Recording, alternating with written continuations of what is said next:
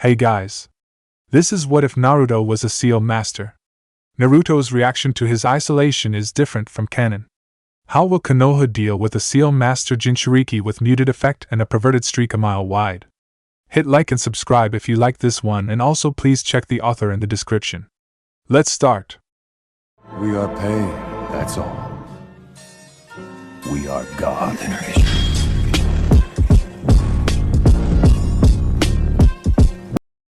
Chapter 1. Naruto Uzumaki had a problem. He realized this early in life. Everyone seemed to speak in some code he simply couldn't understand, not fully.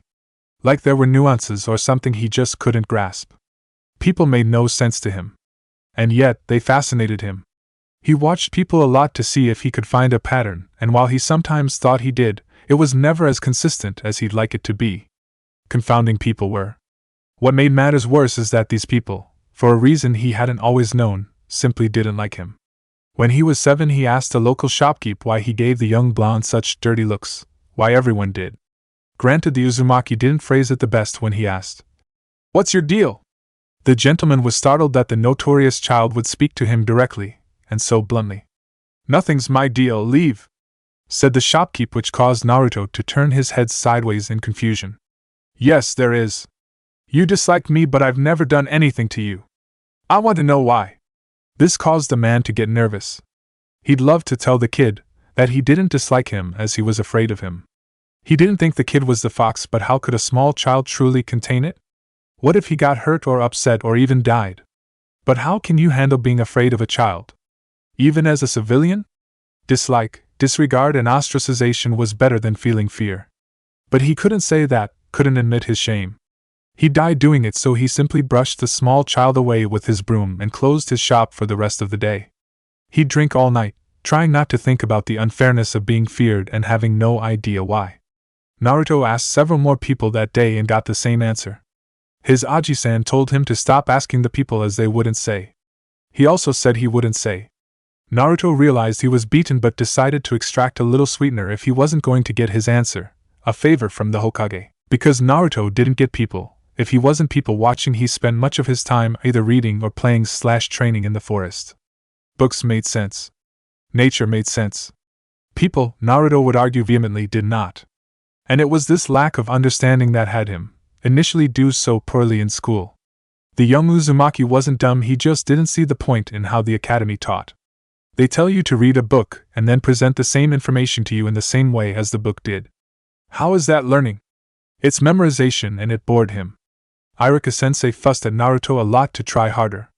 Naruto argued he would if they'd actually teach something useful. As far as Naruto was concerned, what passed for explanations were piss poor. The perfect example would be the clone jutsu. Naruto couldn't perform the clone jutsu. He knew it. Iruka-sensei knew it. His class knew it. When Naruto sought advice, he only got claptrap about lack of chakra control. "Just improve your chakra control, Naruto." What does that mean? The better you control your chakra, the better you can perform your jutsu. But what does control mean? Is there a unit? How many units of chakra does the clone jutsu take? You just have to feel it, Naruto. You've been an utter disappointment, the unknowing Jinchuuriki said, and Iruka watched the 8-year-old walk out of his classroom. Naruto would face similar trials. His taijutsu was okay but limited because he didn't have a training partner, and developed bad habits because of it. The skills he could develop without help were some of the better of the class, not the top but not middle of the pack either. An 8-year-old Naruto had planned to resign himself to being a stranger in a strange land for forever, to never fully understand people or their things. Until, one day, Iruka-sensei gave a brief demonstration of basic Fuinjutsu. The blonde was instantly hooked. He couldn't explain it, but it just made sense, the symbols and how they flowed and the end product. He wanted, no needed to learn that art. He even called in his favor from Aji-san to do so. "Now, Naruto, you must be extremely careful with even the basics of Fuinjutsu, and your calligraphy must be perfect. If I see you being irresponsible, I will take your materials away until you mature." Define irresponsible, Aji-san. Attempting things you haven't properly prepared for, rushing through the levels when you have firmed up your skills. What if I demonstrate the required skills through some sort of project or test before I move to another level? Naruto asked. That would be sufficient. Then we have an accord. the blonde said, reaching out hand. The aged Hokage smiled as he shook it. Naruto had a slightly elevated speech pattern as refined his skills through reading aloud. As the subjects increased in difficulty, it shaped his word selection. One last thing, you can't skip the academy no matter how interesting you find Fuinjutsu, Hiruzen said and cackled at the boy's pout. He'd had that issue early on and knew to stipulate Naruto's continued attendance, or the boy would just pursue his interests relentlessly. The day Naruto got the 10,000-page volumes on Fuinjutsu, several guides on calligraphy, and the calligraphy set was life-changing. He made steady progress for the rest of school year with his chosen topic. He'd basically foregone doing anything but the bare minimum as far as bookwork went, but still did well on the practical exercises. Iruka-sensei wasn't happy but couldn't do much as the Nara heir did the bare minimum as well. He managed to make it through the first 2 volumes by the end of the academy year, progressing by 1 volume every 2 months. Hiruzen remained impressed. The first 2 volumes were the basic of basics, seal recognition, the foundational languages of seals for the first part, culminating in the storage seal. The second was an introduction in synced and localized reactions, i.e., explosive tags, as well as building multifaceted arrays. Naruto got a warm feeling when his Aji-san praised him. When he asked what that meant, his Aji-san said it was likely a mixture of several emotions. That when someone was praised it made them feel proud and acknowledged, the feeling increasing when someone close to them did so sincerely. It was the first time Naruto realized you could feel multiple emotions at once. He realized that complicated his theories on why people reacted the way they did, as he was making erroneous assumptions on their emotional state. He'd have to return to the drawing board. When the summer break occurred, Naruto was able to make significant leaps in his sealing abilities, which lead to the increase in many of his other skills.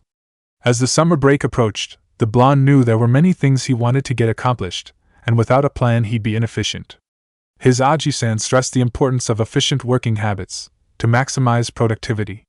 Naruto, trusting his Aji-san, read several books on project management. He first identified his mission, which was to find a means to address as many deficits in his shinobi skills as possible. First and foremost would be chakra control. In order to do this, he had to figure out why his chakra control was so bad in the first place.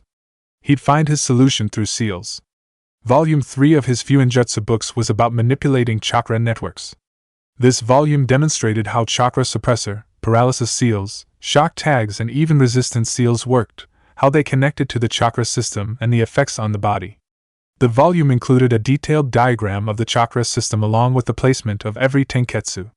Volume 4 included the beginnings of barrier and other security seals, include methods to detect chakra and motion. Naruto finished them the first month of his break, and as they inspired him he didn't move on to any other volumes. Naruto was determined to fix his chakra control. He experimented with 12 different designs, with dozens attempts at each, before he found a satisfactory sealing array to measure chakra. He was fortunate his Aji-san participated so he'd have a comparison. The blonde was surprised when his chakra reserves were comparable to his Aji-san's and realized that was not normal. When he learned that, he immediately went to the library to read up on chakra networks, and it didn't take long to find that one's chakra network expanded as one aged/trained and chakra capacity expanded with it. He reasoned his network simply wasn't mature enough to handle his chakra and control exercises wouldn't fix that reality. Naruto realized his reserves were basically flooding his network. He needed to find a way to direct the excess chakra away, find a method to expand his network so it could handle the flow of his chakra or both. As the blonde sketched ideas about a supplementary chakra network, he ran into a serious problem. There would be no way for him to apply this kind of seal unto himself. Another issue was the giant, complex seal found on his stomas. It wasn't until he ran to his Aji-san would he find a solution for one by discovering the other. Hiruzen had no visible signs of distress as his favorite blonde calmly inquired about the seal on his tummy. He sometimes forgot Naruto was a container, a sacrifice, as he only saw his surrogate grandson. That the boy was generally low maintenance aided in that.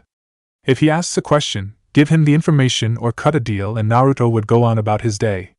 But the boy could be unpredictable. His early isolation made it difficult for him to express his or accurate gauge other people's emotions.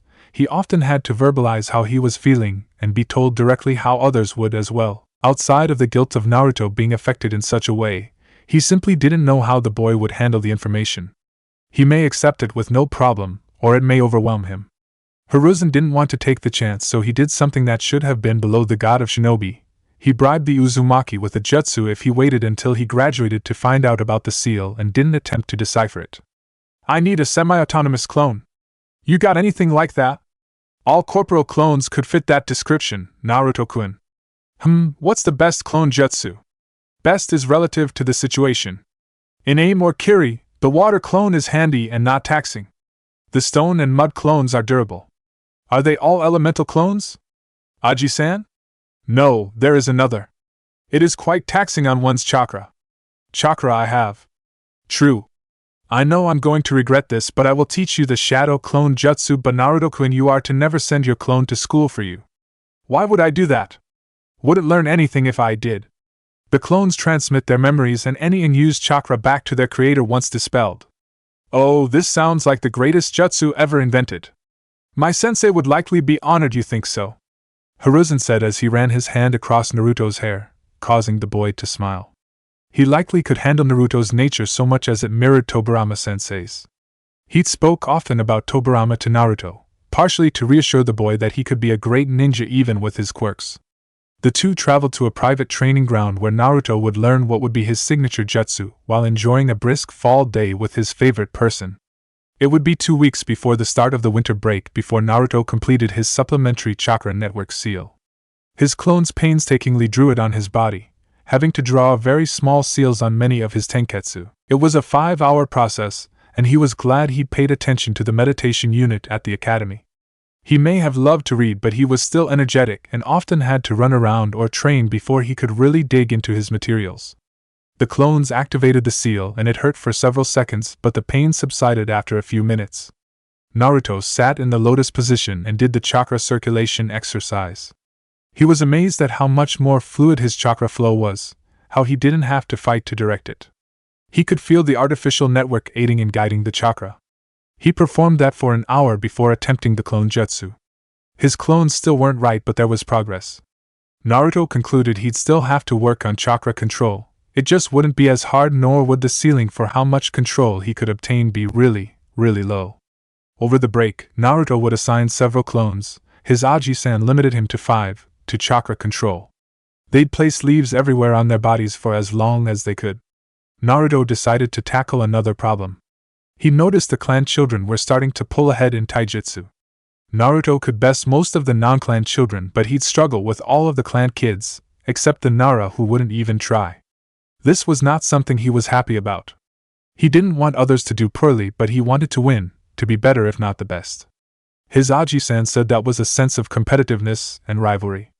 He said those were fine in moderation, that if Naruto ever felt he'd do anything to win against his comrades, he'd gone too far. That trying to be the best is fine, but he shouldn't look down on others or forget that ultimately they were on the same side. It was good to have a label on the emotion, and to know it should have limits. But knowing what motivated him wasn't going to fix his problem. He spoke with his Aji-san at length about it. He didn't like the academy style, it felt too stiff and basic. Aji-san chuckled and said it was basic, that was the point. He said the academy library had access to different styles, but Naruto should have a general idea of what kind of style he wanted. Naruto nodded but frowned. Learning a new style without direction would lead him to a similar problem he was having now. Naruto and his clones would think on the problem the entire night. A solution wouldn't present itself until dawn. The difficulties of self-teaching a taijutsu style is not knowing if the kata are correct and habitualizing mistakes or gaps in form. But he had no dedicated teacher nor family to aid him. That thought caused him discomfort, but he ignored it. What he needed is a method to drill perfect form into him without needing someone to watch over him. Seals were going to be the solution. If, Naruto thought, he could create a seal that could record movement, it'd be a start. He could then build an array that would use those pre-recorded movements as the baseline. As Naruto worked through the kata, he could have a slight shock to alert him he'd done the movement wrong. No shocks meant he did it right. This would be a highly advanced application of many of the techniques found in security seals. It'd be difficult, but Naruto was confident he could figure it out. He'd only need to find someone good enough and willing to be recorded. And while that would solve one problem, it wouldn't be enough. Perfect kata doesn't make one a perfect fighter. He would still need someone to train against. As winter set in throughout Fire Country, Naruto started the next volume. He practiced his calligraphy every day and would have his clones reread the other texts as he absorbed new information. His Aji-san requested he remind about art but wouldn't explain why. The 5th volume was an introduction to intermediate sealing theory. It included new languages, ideas about chakra, and a start on log and algorithms. The volume also discussed how to translate various elements of ninjutsu into Fuinjutsu, focusing mainly on infusing elements into barriers and ideas on how to suppress jutsu. It was difficult for the Uzumaki, and he had to consult many outside texts and his Aji-san, but he managed to work through it in 3 months' time, finishing right before spring. The 6th volume was focused on application. Techniques on increasing the speed. One wrote, how to write on the move. How to etch seals into hard surfaces, such as rocks or foundations, to increase their stability. The technique, called chakra engraving, allowed for a concentrated micro-blade of chakra to be made via a conduit. Chakra etching was rare because it took a long time compared to the ink-based or the materialization methods, but they were longer lasting and more secure from outside influence as it took another etching to interact with the seal. It also required a good bit of chakra control, more than the leaf-sticking exercise would grant. Luckily, the volume included directions on surface and various iterations of water walking. It would take a month and many complaining, freezing clones to master all those exercises. But it was worth it in the end, as Naruto had taken to using Saban to etch, and would do it for fun on the weekends. By mid-May, the 9-year-old Uzumaki had gotten his motion capture array down. However, it would end up being a small part of his overall development. He showed his Aji-san and explained his idea. He even had the style picked out. It was Penchak Silat, a style mostly practiced by the southernmost tribes during the warring clans era. It was rarely practiced now, but his Aji-san knew someone that was familiar with it and agreed to request the Jounin's help. Naruto met the Jounin a week after the summer break began, and the man was unusual. "Hello, you must be the most youthful Naruto-kun?" The bow-cut, green-wearing enigma shouted. Naruto was located on the Hokage's private training ground. It had several clearings, a large pond, and even some rock formations, but was mostly obscured by extreme tall trees. "Hi. Although, I'm not the youngest in my class, so I'm not the most youthful," Naruto answered. His Aji-san stressed the importance of being honest outside of ninja missions. "Ha ha ha, youthfulness is not about age, Naruto-kun. Even our August Hokage is alight with the flames of youth," Guy said, and then adopted a nice guy pose. Naruto wasn't taken aback by his enthusiasm. It found it interesting. "So, a metaphor?" "Yes, exactly." "Oh, okay then. Should we get started? I don't want to take up too much of your time." "Yosh, let's get started." Naruto put the sealing tags on any point of articulation on Guy and then activated the larger seal he had the Taijutsu master stand on.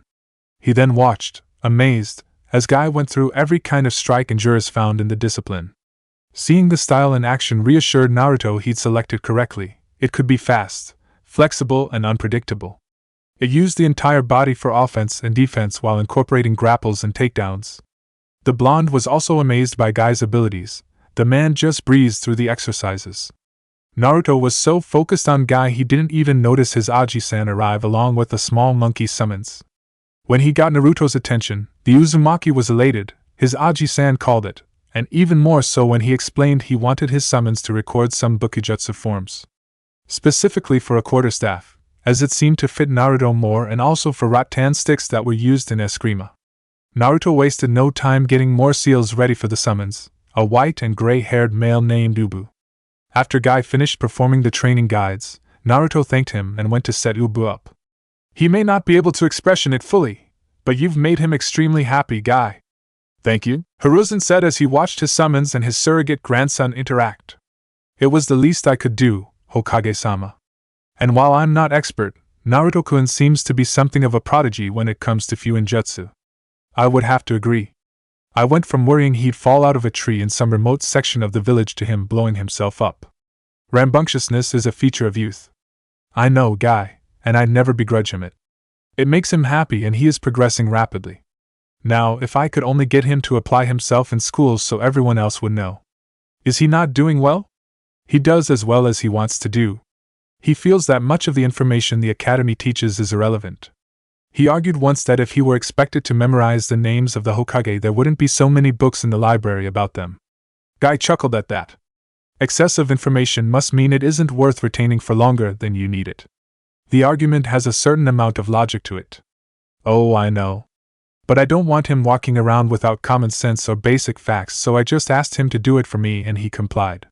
Well, I must be off, Hokage-sama, but I created this exercise regimen for Naruto-kun, so he'll get the most out of his new taijutsu style. Thank you again, Guy. My pleasure. Guy's workout plan presented Naruto with another problem.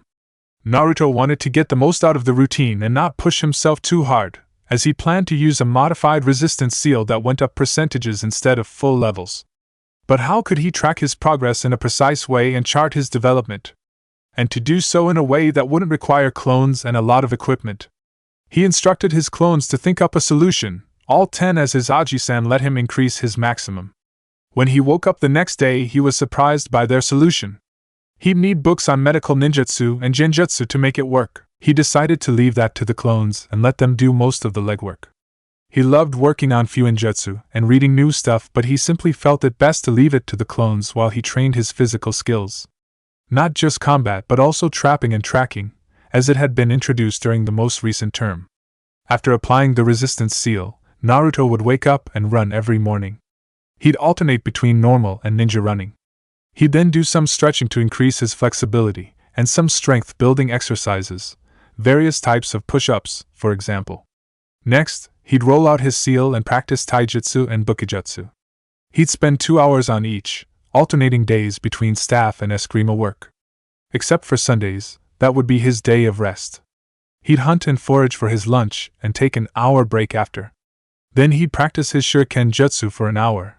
He'd utilize kunai, shuriken and even saban since he had them for etching.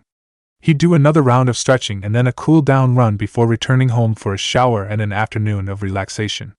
That was how his summer went, and besides for practicing chakra control or sparing him, his clones were dedicated to solving his latest problem. They were lucky to find what they needed at the library, and the answers came from the same clan. Tsunade Senju for the medical part, Taka Senju for the genjutsu. And Naruto was lucky as both books healer and fighter, a combat medic's journey and forest for the trees, illusions, and you included the types of jutsu Naruto needed and additional exercises and ideas to improve chakra control. The next year went much like the previous. The 10-year-old Uzumaki trained and studied, making time to visit his Aji-san and have ramen from the nice Ichiraka people. He started winning, occasional, against the clan heirs and even tried a little more in the theoretical segments. It got Iruka-sensei off his back and Naruto decided that was enough of a reason to do so. The only person he couldn't beat, yet, was Uchiha Sasuke. The boy just fought like defeat was death, and Naruto got the impression the last Uchiha didn't see his classmates as future comrades. His Aji-san said the boy was lonely and in pain. Naruto didn't disagree, but his eyes reminded him too much of the villagers at times, and Naruto didn't want to deal with him any more than he had to. The Uzumaki slowly made his way through Volume 7. It was about linking and merging sealing arrays, how to make different arrays compatible enough to be merged or how to build the bridge if they weren't. It also focused on other methods of activation like timers or changes in weight or temperature. There were several non-chakra methods to activate seals. Experts could even use emotional states to activate a seal. Since this book included even more advanced symbols and sealing languages, Naruto had to work slowly. He also didn't want to divert the attention of his clones, who were making steady progress. Slow but steady. The school year focused more on soft shinobi skills like infiltration and information gathering. Iruka-sensei spoke about being able to adopt different persona to fool others and what went into making a believable cover story. Iruka-sensei said the henge was a good short-term solution, but most shinobi could see through it. That didn't sound right to Naruto, and it would plant a seed in his head for his first original jutsu. It was the middle of July. Under the shade of a large tree, Naruto Uzumaki almost vibrated with excitement. It was finally done. He was ready to activate his creation. If one were to see Naruto, they would see him staring at a bracelet of beads, black with orange symbols. Nothing really stood out about them, but that was only a trick. Naruto pulsed his chakra into the first bead and felt chakra feed back into him. It lit up for 1 minute before the invasion of chakra stopped. Naruto then fed chakra into a second bead, and then a screen of information only he could see emerged. It had his height, weight, blood type, chakra characteristics, and other information provided by the most basic diagnostic jutsu. Naruto wanted to chart his progress, and knew he needed detailed information about his body to do so. That's why Tsunade's book was so important. Taka's book allowed him to feed that information into a genjutsu-like projection, one only the person attuned to the bracelet could see. Naruto then pulsed chakra into the third bead and then took off. The third bead was a modified tracking seal. It would tell Naruto how far he ran and how fast. The diagnostic bead would keep track of his vitals and oxygen levels. There were 8 beads in total. One was a protection barrier he could erect at any moment. Another a compressed storage seal. Not every bead was currently marked, and Naruto was just so happy he got his year-long project to work. After his workout, Naruto looked at the information provided and smiled. He had his resistance seals off and now had a baseline. He decided he was going to really push himself these last 2 years in order to be as prepared as he could be. Naruto ran home and took a shower. Once he was out, he put on some olive cargo shorts and a blue shirt with a white spiral at the center of his chest. His clones handed him another beaded bracelet, and he slipped on his blue sandals before darting toward the Hokage Tower.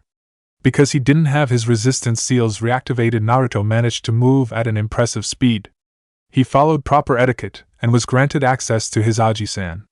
The Sandaime was curious what had Naruto so excited and became even more so when the boy handed him a bracelet and commanded he put it on. Hiruzen did, trusting the boy. Aji-san, I got it to work. My project. I even engraved it myself, so I made you one. What does it do, Naruto-kun? You have to sync it to your chakra so no one else can use it. Then pulse it into those 3 beads. Then you'll see what it can do, just don't fight it. Hiruzen quirked his eyebrow but did as the boy said. He felt the chakra invade his system but knew it was his own, so he was confused. Once it stopped, he repeated the process and felt another invasion and then saw his own vitals. He dismissed the view and activated the other beads, a storage seal and a tracking one meant to chart progress from training. The Hokage was near speechless. I am so proud of you, Naruto. This is amazing. Naruto felt a familiar warmth bloom in his chest, and it intensified when his Aji-san hugged him. He liked it. For the next 2 years on, a few things of note occurred for the Uzumaki. The first was making his first friend. It happened while he was training. He heard someone making noise and went to check it out. It was his classmate, Hyuga Hinata, and she was crying. They'd never really interacted before, outside of him stepping in when she was getting bullied once. He didn't even know she was getting bullied, she just looked pained by what the boys were doing and wanted to understand why they were doing it. They were weirded out by his questions and left. He just shrugged and left as well. His Aji-san once mentioned people sometimes like to be held or hugged when they cry. He said he did it with his grandson Konoha when he was a baby. Naruto figured if it were good enough for him it might work, so he sat beside her and put one arm around her. She flinched, startled someone would touch or comfort her. Are you okay? Naruto asked, and the question surprised her. He was honestly asking, as if he truly didn't know the answer to the question. She shook her head. No. As she tried to gather herself. May I ask what happened? My Aji-san says talking helps. I'm a failure. Oh, in what way? As an heiress in my family arts, my father doesn't find me suitable. Is he right? Naruto asked, and Hinata flinched again. He was confused. To fail would seemingly be pretty objective. He wondered if she were given nebulous parameters. Hi, she whispered lowly, wanting to curl in on herself. Then change it, he said neutrally. Normally, one would feel judged, but Naruto said it so blankly Hinata was more confused than offended. If you failed, then there is a standard. You have to find out why you don't meet the standard and then create a plan to achieve your goal. It's how I started challenging the clan heirs when we sparred. I'm not strong like you, Naruto-kun. She'd seen the boys' improvements over their time at the academy, and it seemed to be continuous. No, I don't imagine you would be, he said, and she felt her heart ache. You're strong like Hinata. So you should build on that, not try to emulate someone else. She chuckled when he nodded his head sagely after his words. I train every day, and I don't know if you'd be interested, but if you want to join me sometime and spar or whatever, I'd do that. Why? My Aji-san said we're all comrades and should be willing to help each other.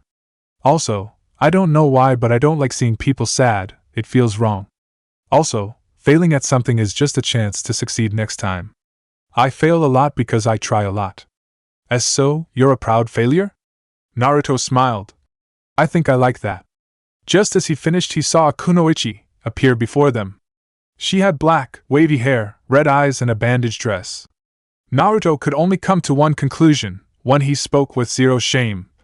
You're uncommonly attractive. The yet unidentified woman only smiled at the boy's forwardness. She'd heard about the Uzumaki and knew he meant nothing by it, only that it was true to him. Thank you, Uzumaki-kun, but some women might get offended if you compliment them so boldly without knowing their names, at least. So, introduce ourselves and then tell you? Maybe, it depends. Besides, if word gets around you call women attractive, and you don't do it for some, they'll be offended. So, some will be offended if I do and others if I don't? This is confusing.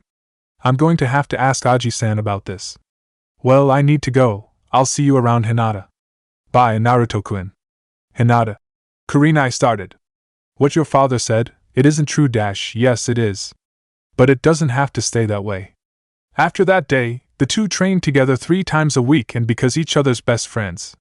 Naruto was always honest with Hinata, willing to help her overcome any problem she identified and believed she could succeed. He could be blunt and awkward, but she simply learned to speak his language. He had his own form of kindness and caring. Naruto got a different perspective on emotions and why people act the way they do. He'd never heard of shyness before Hinata, for instance. She also helped him with the ethics of creating and performing the sexy jutsu. The second significant thing is Naruto completed the other 3 Fuinjutsu volumes. Volume 8 was on Fuinjutsu. How to create them, how to counter them. It also included how to expand and condense arrays, how to see full arrays without activating the seals and methods of seal concealment and cloaking. Volume 9 was about space-time Fuinjutsu/ninjutsu. Mostly it covered summoning and advancing storage seals to create stable pocket dimensions, but it led to Naruto's next project and the third significant thing. Volume 10 was about materialization as well, learning to create complex seals on the fly from all the elements that had been covered. This volume really leaned on the creative aspect of sealing, how all the languages, symbols, and other information was the same. It was up to the Fuinjutsu user to make it something unique. His Aji-san was so proud of Naruto for completing all the volumes, and he promised he'd get Naruto certified as a sealing master as soon as he graduated. The tests Naruto had to take were the official tests, but he couldn't certify the results until Naruto was a shinobi. Naruto was hesitant. Hinata explained that one to him, as he saw how happy his Aji-san was, but he had to ask the question. It startled the Sandaime so much he asked Naruto to repeat it. Is Yandame-sama my father, Aji-san? Yes. Hiruzen knew he could have lied, but lying would have risked their relationship. He decided to trust Naruto instead. I didn't tell you because your father had so many enemies, Naruto-kun, and they would love nothing more than to get revenge by hurting you. I'm sorry I had to keep that knowledge from you. Did my mom and he, did they love me? So very much. You'd never seen 2 people more excited about being parents. They'd be so proud of you, Naruto-kun. Both were masters of Fuinjutsu and would be delighted you continued your clan's specialty. I'm an actual Uzumaki? Yes. Kushina Uzumaki was your mother. Hiruzen watched as Naruto processed the information. He shifted through several faces and Hiruzen felt the need to ask. Naruto-kun, how are you feeling? I don't know. Like I missed something I never had. Wistful, Naruto-kun. It means yearning or longing, that's what you're feeling. Oh. I don't think I like it. I think it's making me sad and I don't like that either. Hiruzen went and hugged his grandson. I know, my boy, I know. But even negative emotions should be felt as they are a part of you and can help you grow. It shows even if they were taken from you so early, you 3 were bonded and that goes beyond life and death. Don't let your emotions control you, but don't deny them either. They make you human, they make you real. He felt the boy nod his head against his chest as he rubbed his back soothingly. The 2 would speak about his parents, Naruto enraptured by the details. Hiruzen promised to start funneling his inheritance to him as soon as he opened up an account at a shinobi bank, but made it clear Naruto was to tell no one until he was at least a chunin, but preferably a seasoned jounin. Naruto agreed and they parted company, the boy seeming lighter. The final significant event was Naruto learning what he contained. It felt weird, knowing what so many people were afraid of, that he and the seal couldn't really hold back the Kyuubi. It also felt weird knowing his dad did it, and his mom was once a Jinchuuriki, the term his Aji-san used. Aji-san said there was little choice, and it would have been dishonorable to select another child. He said no one knew of Naruto's status until the age of 3, and he promised if he ever discovered who leaked it he'd murder them where they stood. Naruto told him it was okay, it was good to know. He didn't feel much in the way of negativity. The people hadn't been very welcoming, but there wasn't much to do. Besides, he had Aji-san and Hinata and even Yuhi-san. That proved he could make connections. So, that's what he'd do. As Naruto sat beside Hinata, reminiscing about the last several years, he barely noticed Hinata take a seat beside him. He smiled at his friend, acknowledging her arrival, and she smiled back. Hinata had changed over the last 2 years. She was still quiet and reserved, but not as shy or insecure. They had fought and struggled but gained a sense of confidence in herself. She realized there was no magic to improving oneself. It was just hard work. And while she may have been easily discouraged in the past, she was not afraid of hard work. She just had to realize there wasn't some personality trait she was lacking. Every day she, with the help of her friend and her caretaker, she pushed herself. The developments hadn't gone unnoticed within her clan, even if her father hadn't recanted his previous statements about her overall worth. "Hi, Naruto-kun," she said. The Hyuga heiress was wearing a two-tone lavender jacket, blue pants with matching sandals. She wore her headband around her neck, and her hair was to her shoulder blades. "Good morning, Hinata," Naruto said. He'd also allowed his hair to grow out, the spikes staying as prevalent as before, two framing his face and hanging over his headband. He wore an orange and black jacket with a red Uzumaki spiral on the back. His paints were black, as well were his sandals, those coming up to his shins. Naruto still wore his beaded bracelet at all times. Hinata wore hers as well, the beads an indigo color with white irises patterned throughout. He'd given her the collective seals 6 months ago as a token of their friendship, and she treated it like the most precious of jewels. After the brief greeting, the two sat in silence, observing the classroom and waiting patiently. Their silence was ruined by 2 newly minted kunoichi charging in, arguing about who would sit next to Uchiha Sasuke. The two continued on until Iruka-sensei yelled at them to take a seat. They did, but not before Sakura glared at him, and Ino winked at him. Naruto simply waved back, really not understanding why Sakura-san was so mad at him. Soon after he turned 12, he told Sakura, Ino, and Hinata that once they all reached sexual maturity, he would be willing to engage in sexual acts with them, as they'd likely be very attractive. He didn't think it was a big deal since it was 4 years away. Sakura-san freaked out and tried to hit him, which she failed to do. Ino laughed and said he was much too forward. Hinata blushed and explained it was indecent to make such an offer with girls he barely knew. He ought and never brought it up again, but Sakura-san has had a sincere dislike of him ever since. "Now I will announce your teams, do not interrupt me," Iruka-sensei said, and began listing the teams. Some distance away, Hiruzen shepherded Kakashi through Naruto's apartment. It was a decent-sized apartment for a child. A living room with a red couch and chair. A coffee table and television. There was also a desk in the corner with books stacked on it. There was also a weapons stand containing a wood quarterstaff and 2 rattans. The kitchenette had a standard 2-sided sink, stove/oven, and shelf space above and below the counters. Kakashi rummaged through the shelves and the fridge.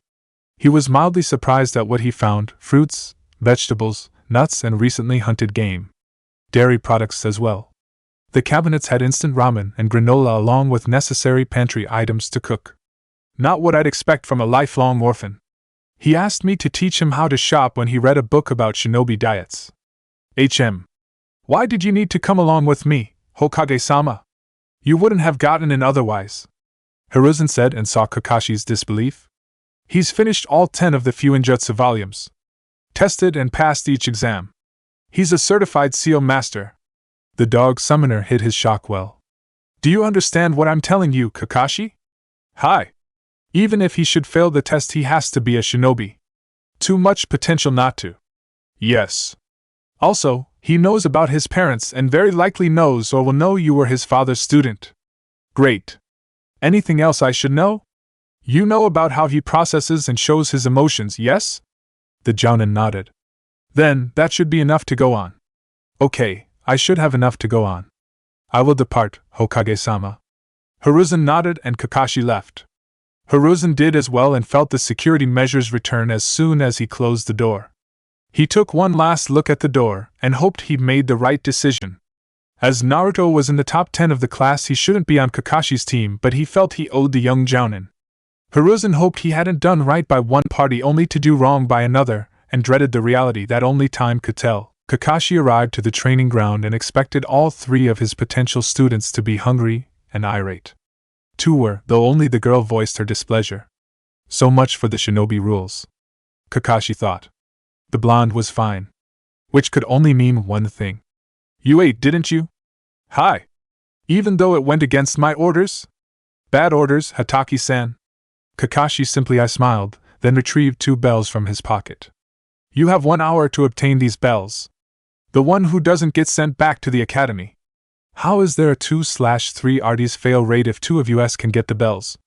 Naruto wondered. The others likely would have as well if not hungry and anxious. Something isn't right here. You may begin, stated Kakashi after setting the timer, and 2 of them went to hide. The one remaining was the Uzumaki, his face neutral. Shouldn't you be hiding? No, from the shinobi tactics book I've read, hiding is unsound. You have what we want, you have no reason to pursue us. Our inaction benefits you. And as we had no agreed upon plan or even rendezvous point, the other 2 didn't retreat with the goal of working with me or each other. The copy ninja said, but he couldn't disagree. While he would go after them, if this were a real-life situation he'd have no reason to do so. He pulled out his book to read, hoping to get a rise out of the blonde specifically, or one of the others. It didn't work. To his confusion, the chibi yandere threw a purse of real coins at him.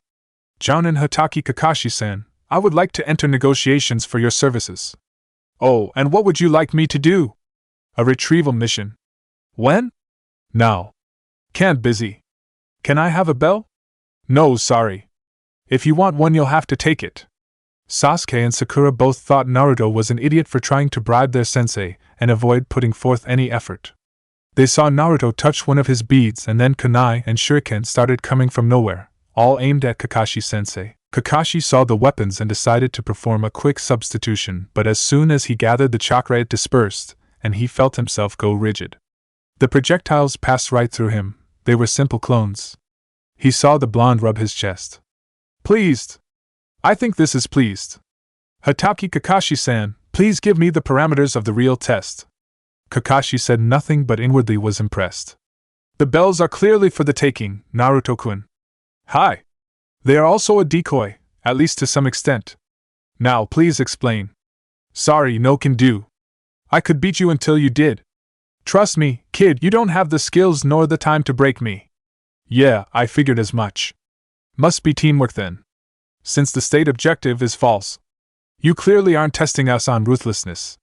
Also 2 bells but 2 will fail? The math doesn't shake out. Well done, Naruto. You want to release me? Not until Sasuke and Sakura grabbed the bells. When Naruto said that his teammates came from their hiding spots, and did exactly that. Naruto ended the seal and Kakashi could feel his chakra flowing again. How did you do it, Naruto? It was smart staying here so late, but 2:30 a.m. simply wasn't late enough. I prepped the field after you left. How did you trigger it? You didn't emit any chakra. Didn't need chakra, Naruto said, and Kakashi thought quickly, reaching the conclusion at speeds only geniuses could. He realized Naruto used a pressure trigger. The coins was likely to make up for Naruto not knowing his specific weight. The chakra for the substitution was the final activation. Kakashi had been led around by the nose, by a fresh from the academy genin. That was embarrassing. Well, you are teamed for a probationary period. Why a probationary period? Sasuke asked. Naruto broke the test. You know what to do, so there would be no point in retesting you. Be back here tomorrow at 7 a.m. sharp, Kakashi said, shining away afterward. Way to go, idiot. Yeah, thanks, dummy. I'd prefer you not insult me. I don't like it. Besides, either of you knew the secret of the test, and I have no reason to assume you would have figured it out. I will see you tomorrow, Naruto said and then departed. Neither Sasuke nor Sakura could argue with his statements. Kakashi arrived to the Sandame's office, being granted immediate entry. When he walked in, he saw a room full of Jounin and the Sandame all smirking at him. He then saw the crystal ball on the Sandame's desk and slouched. Team 7, provisional pass, he said, and everyone started laughing. It would be a long time before the copy ninja lived down getting subdued by a brat. Chapter 2. Kakashi Hatake had been regarded as a prodigy, a genius for the majority of his life. Many assumed that made him arrogant, but he'd lost far too much in his life, failed too many times to ever buy into his own hype. He wasn't without pride, however, and his yandere chibi stomped all over it as if their roles were reversed. Currently, he was sipping at some sake at the rusty kanai with some fellow jounin. His debrief had been short.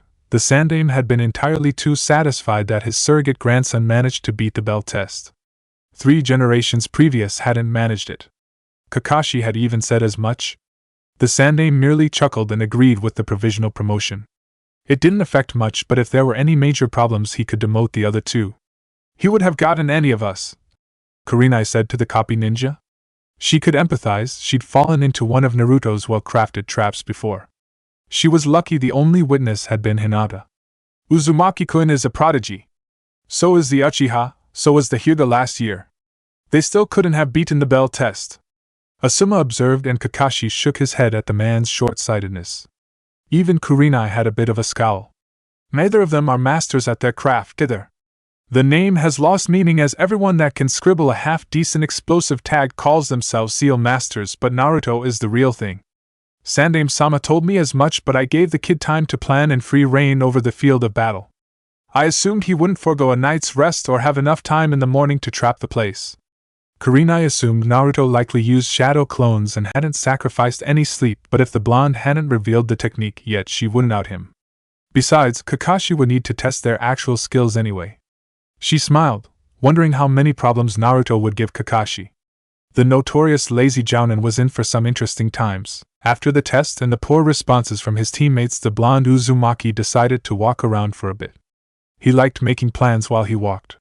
The training grounds weren't like the forest he'd play in as a child, but they were close enough to give him a similar feel. Now that he was a recognized seal master, it was time for him to pick a specialization or 2. Being a master didn't mean he knew all there was to know, that was impossible. But he knew enough that no subfield should be beyond his grasp with dedication, and he was at a sufficient level to truly contribute to the field, offer something unique. From what his Aji-san gave him, his parents had pretty divergent interests, though it also showed him in a strictly Fuinjutsu fight his mom would paste his dad. Why did he think that? Surely the power of the Hiraishin could overcome anything she'd do, right? Wrong.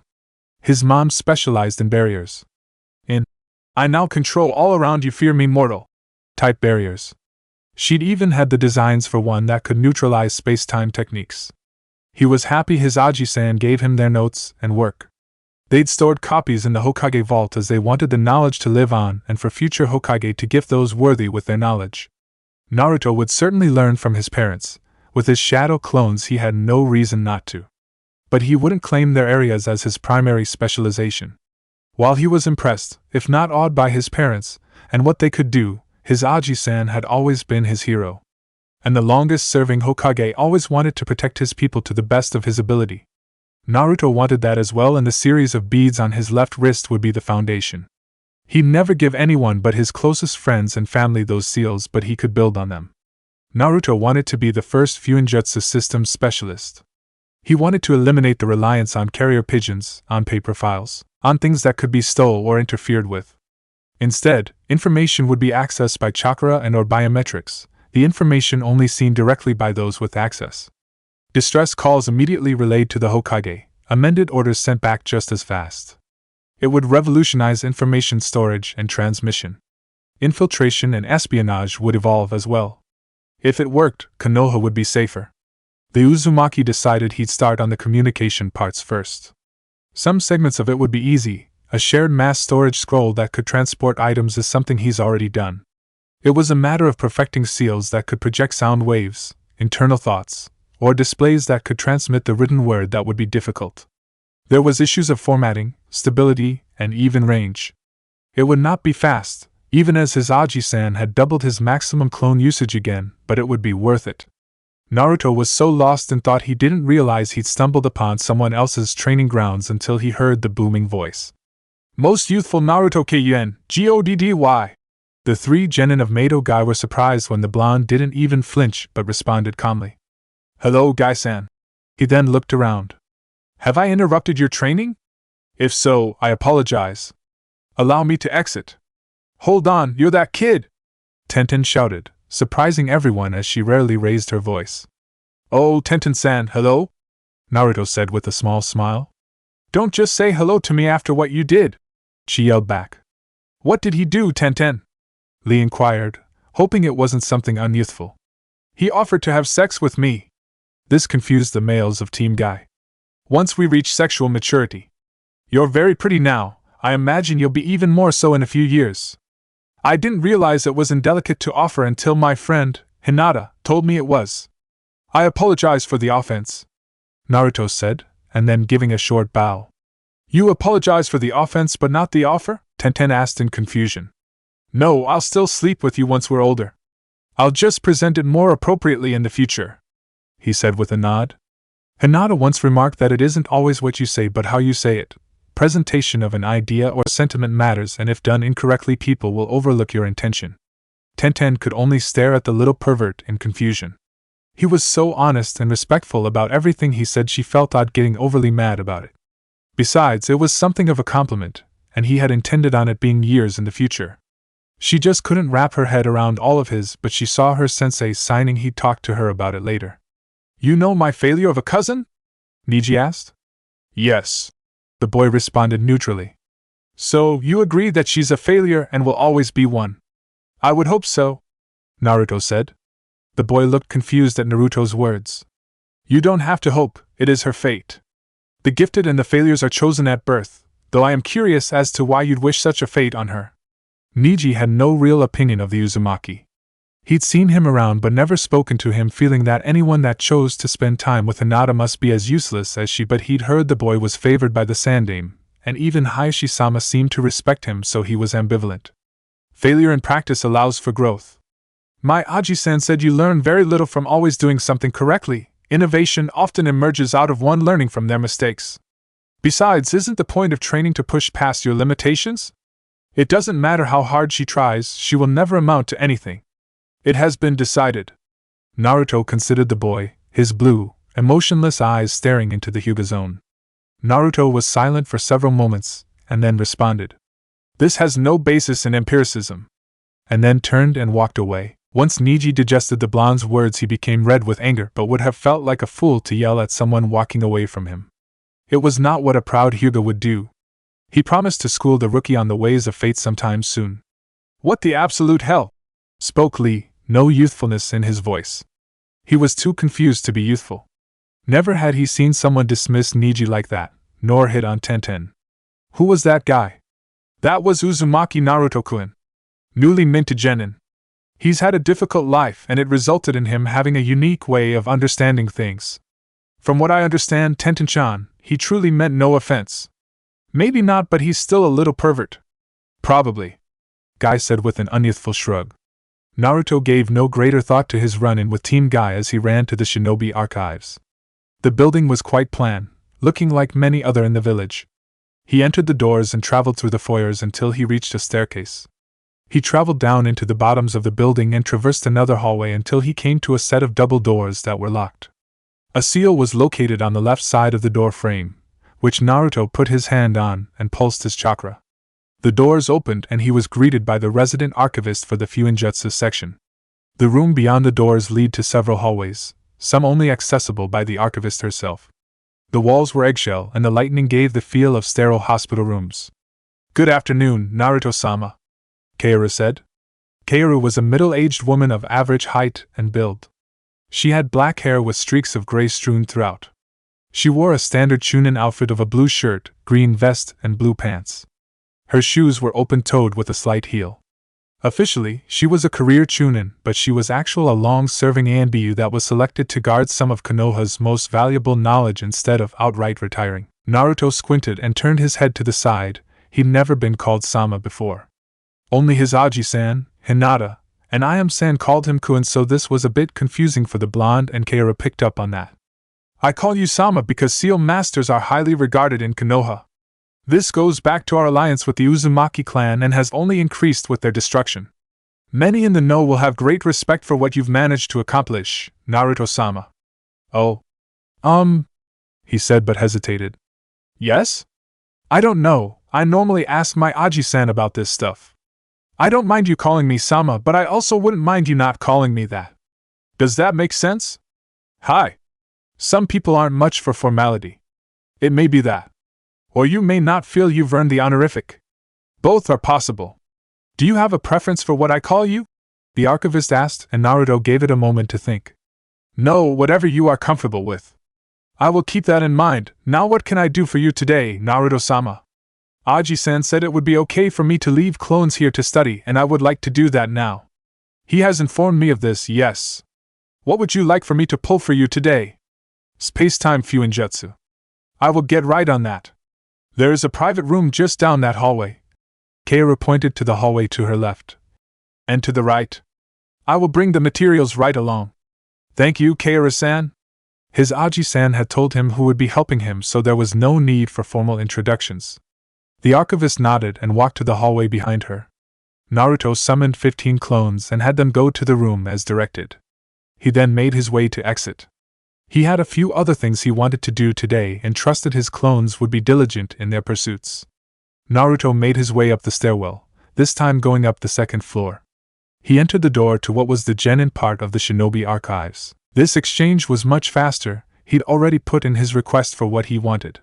While a part of Naruto wanted to learn more ninjutsu, only having one additional to the Academy 3, he thought he should wait to see what his sensei was going to teach the team. Hataki-sensei was the copy ninja, surely he'd leave them with a solid assortment of ninjutsu. However, there was one such jutsu that was necessary, as he'd have to travel across the village at a moment's notice. That is why his Aji-san cleared him to learn the Shunshin. When he was told, he felt excited and told his Aji-san as much. The kind Hokage smiled and said young ninja often enjoy learning new jutsu. It was normal. The second item was a book from Naori Uchiha called Truth of Illusions. He'd read and reread Toka Senju's book and a few other guides available to Academy students, though all were less helpful than the Senju's tome. He was hoping this book would further increase his knowledge of the illusionary arts and in release. Naruto reasoned that his information transmission seals would have to be good at utilizing in release, as it was chakra formed, or coded, to deliver information. He'd done well thus far with his Fuin beads, but he would need to get better to do more. There was also the reality that anyone the least bit chakra sensitive could tell he had a lot of it. He hadn't learned to repress it much, just enough to not alert the animals he hunted. But that would be his trick. If people felt his chakra, they would never assume he could perform genjutsu, and by the time they realized it, it'd be too late. His Aji-san once said deception is a game of layers within levels. A shinobi should be slow to assume but quick to verify, and Naruto Uzumaki would not be an average shinobi. While Naruto had spent time with Yuhi-san during his joint training with Hinata, it felt wrong to lean on her expertise, as she was contracted to aid Hinata, not him. He also had nothing to trade, or so he felt, and wouldn't initiate a transaction on those terms. When he started taking missions, he hoped to get a moment of her time then, when she was free. He got his materials and left the building, intent on getting some lunch. He'd cracked open his book, reading as he walked. He managed to avoid most obstacles, but, unfortunately, another distracted individual crossed his path and toppled over Naruto as she was moving quite fast. He was startled by being crashed into by a much taller person, the book pressed against his face so he couldn't see anything. Swiftly he was yanked up and back on his feet. Shit! Sorry, Gaki, I didn't see you there, the woman said. Now that Naruto could see her, he didn't mind her being on top of him so much. She had purple hair, tied in a ponytail, a tan trench coat covering a mesh shirt and orange skirt, held up by a blue belt. She was very appealing, though Naruto made sure not to say as much, however he didn't need to. Anko noticed him checking her out. Like what you see, Gaki? Yes. You're very appealing. He didn't offer it, she asked, so he didn't go against Yuhi-san's advice. Do you have a crush on Anko-chan? You're a little young for me, stud. Crush? As an infatuation? Not currently, Anko-san. And as you said, our age differences would be untenable now. However, I do reach sexual maturity in roughly 4 years, and from my understanding, relationships with significant age gaps are not frowned upon under those conditions. Should I develop a crush, then it would follow I'd pursue you, if you desired as such. Anko looked at the boy, wondering if he was serious or being funny. His face showed no signs of deception. He was almost too sincere but unaffected by her teasing. She was not used to this. Not at all. 4 years is a lifetime for shinobi, but I tell you what, if you grow up real nice and strong, I'll consider it. Anko finished with a wink. She was not expecting the Gaki to hold out his hand as if he wanted her to shake it. I believe those conditions are reasonable and feel we've reached an accord. Anko took his hand, too off guard by the kid's manner. Sure. They ended the handshake and started toward their respective destinations before the gaki called out again. Oh, could I draw you sometime? Sketching had become another hobby. After reading so much about art, he got tired of being passive. When he showed his Aji-san some of his earlier work, looking for criticism or tips to improve, he was provided with it. It was weird. His Aji-san had a small, crooked smile the entire time but wouldn't tell Naruto why. Trying to get me nude already? Anko shot back. Only if you want, but it can't be a mission. Aji-san was pretty explicit about that. Delayed my sexy jutsu because of it. What? This exchange is starting to hurt my brain, Gaki. I'll see you around about the art project, okay? Sure. The name is Uzumaki Naruto, by the way. I know, Gaki, she said and shunshined away. Naruto wasn't surprised she knew. People tended to know who and what he was. Shrugging off the interaction, Naruto went to Ichiraku for lunch and indulged in several bowls of ramen of various types. Feeling sated and leaving a generous tip and sincere thanks, Naruto departed to his next destination, Yamanaka Flowers. As he entered, he saw the clan head behind the counter. Good AF Uzumaki, he said tersely. Hello, Yamanaka-san. I am here to purchase a plant. Oh, trying to seduce someone else's daughter? No, sir. I've not been giving any orders to seduce anyone. I'll likely be a chunin before then. And Noichi knew of Naruto's condition and had studied it for years.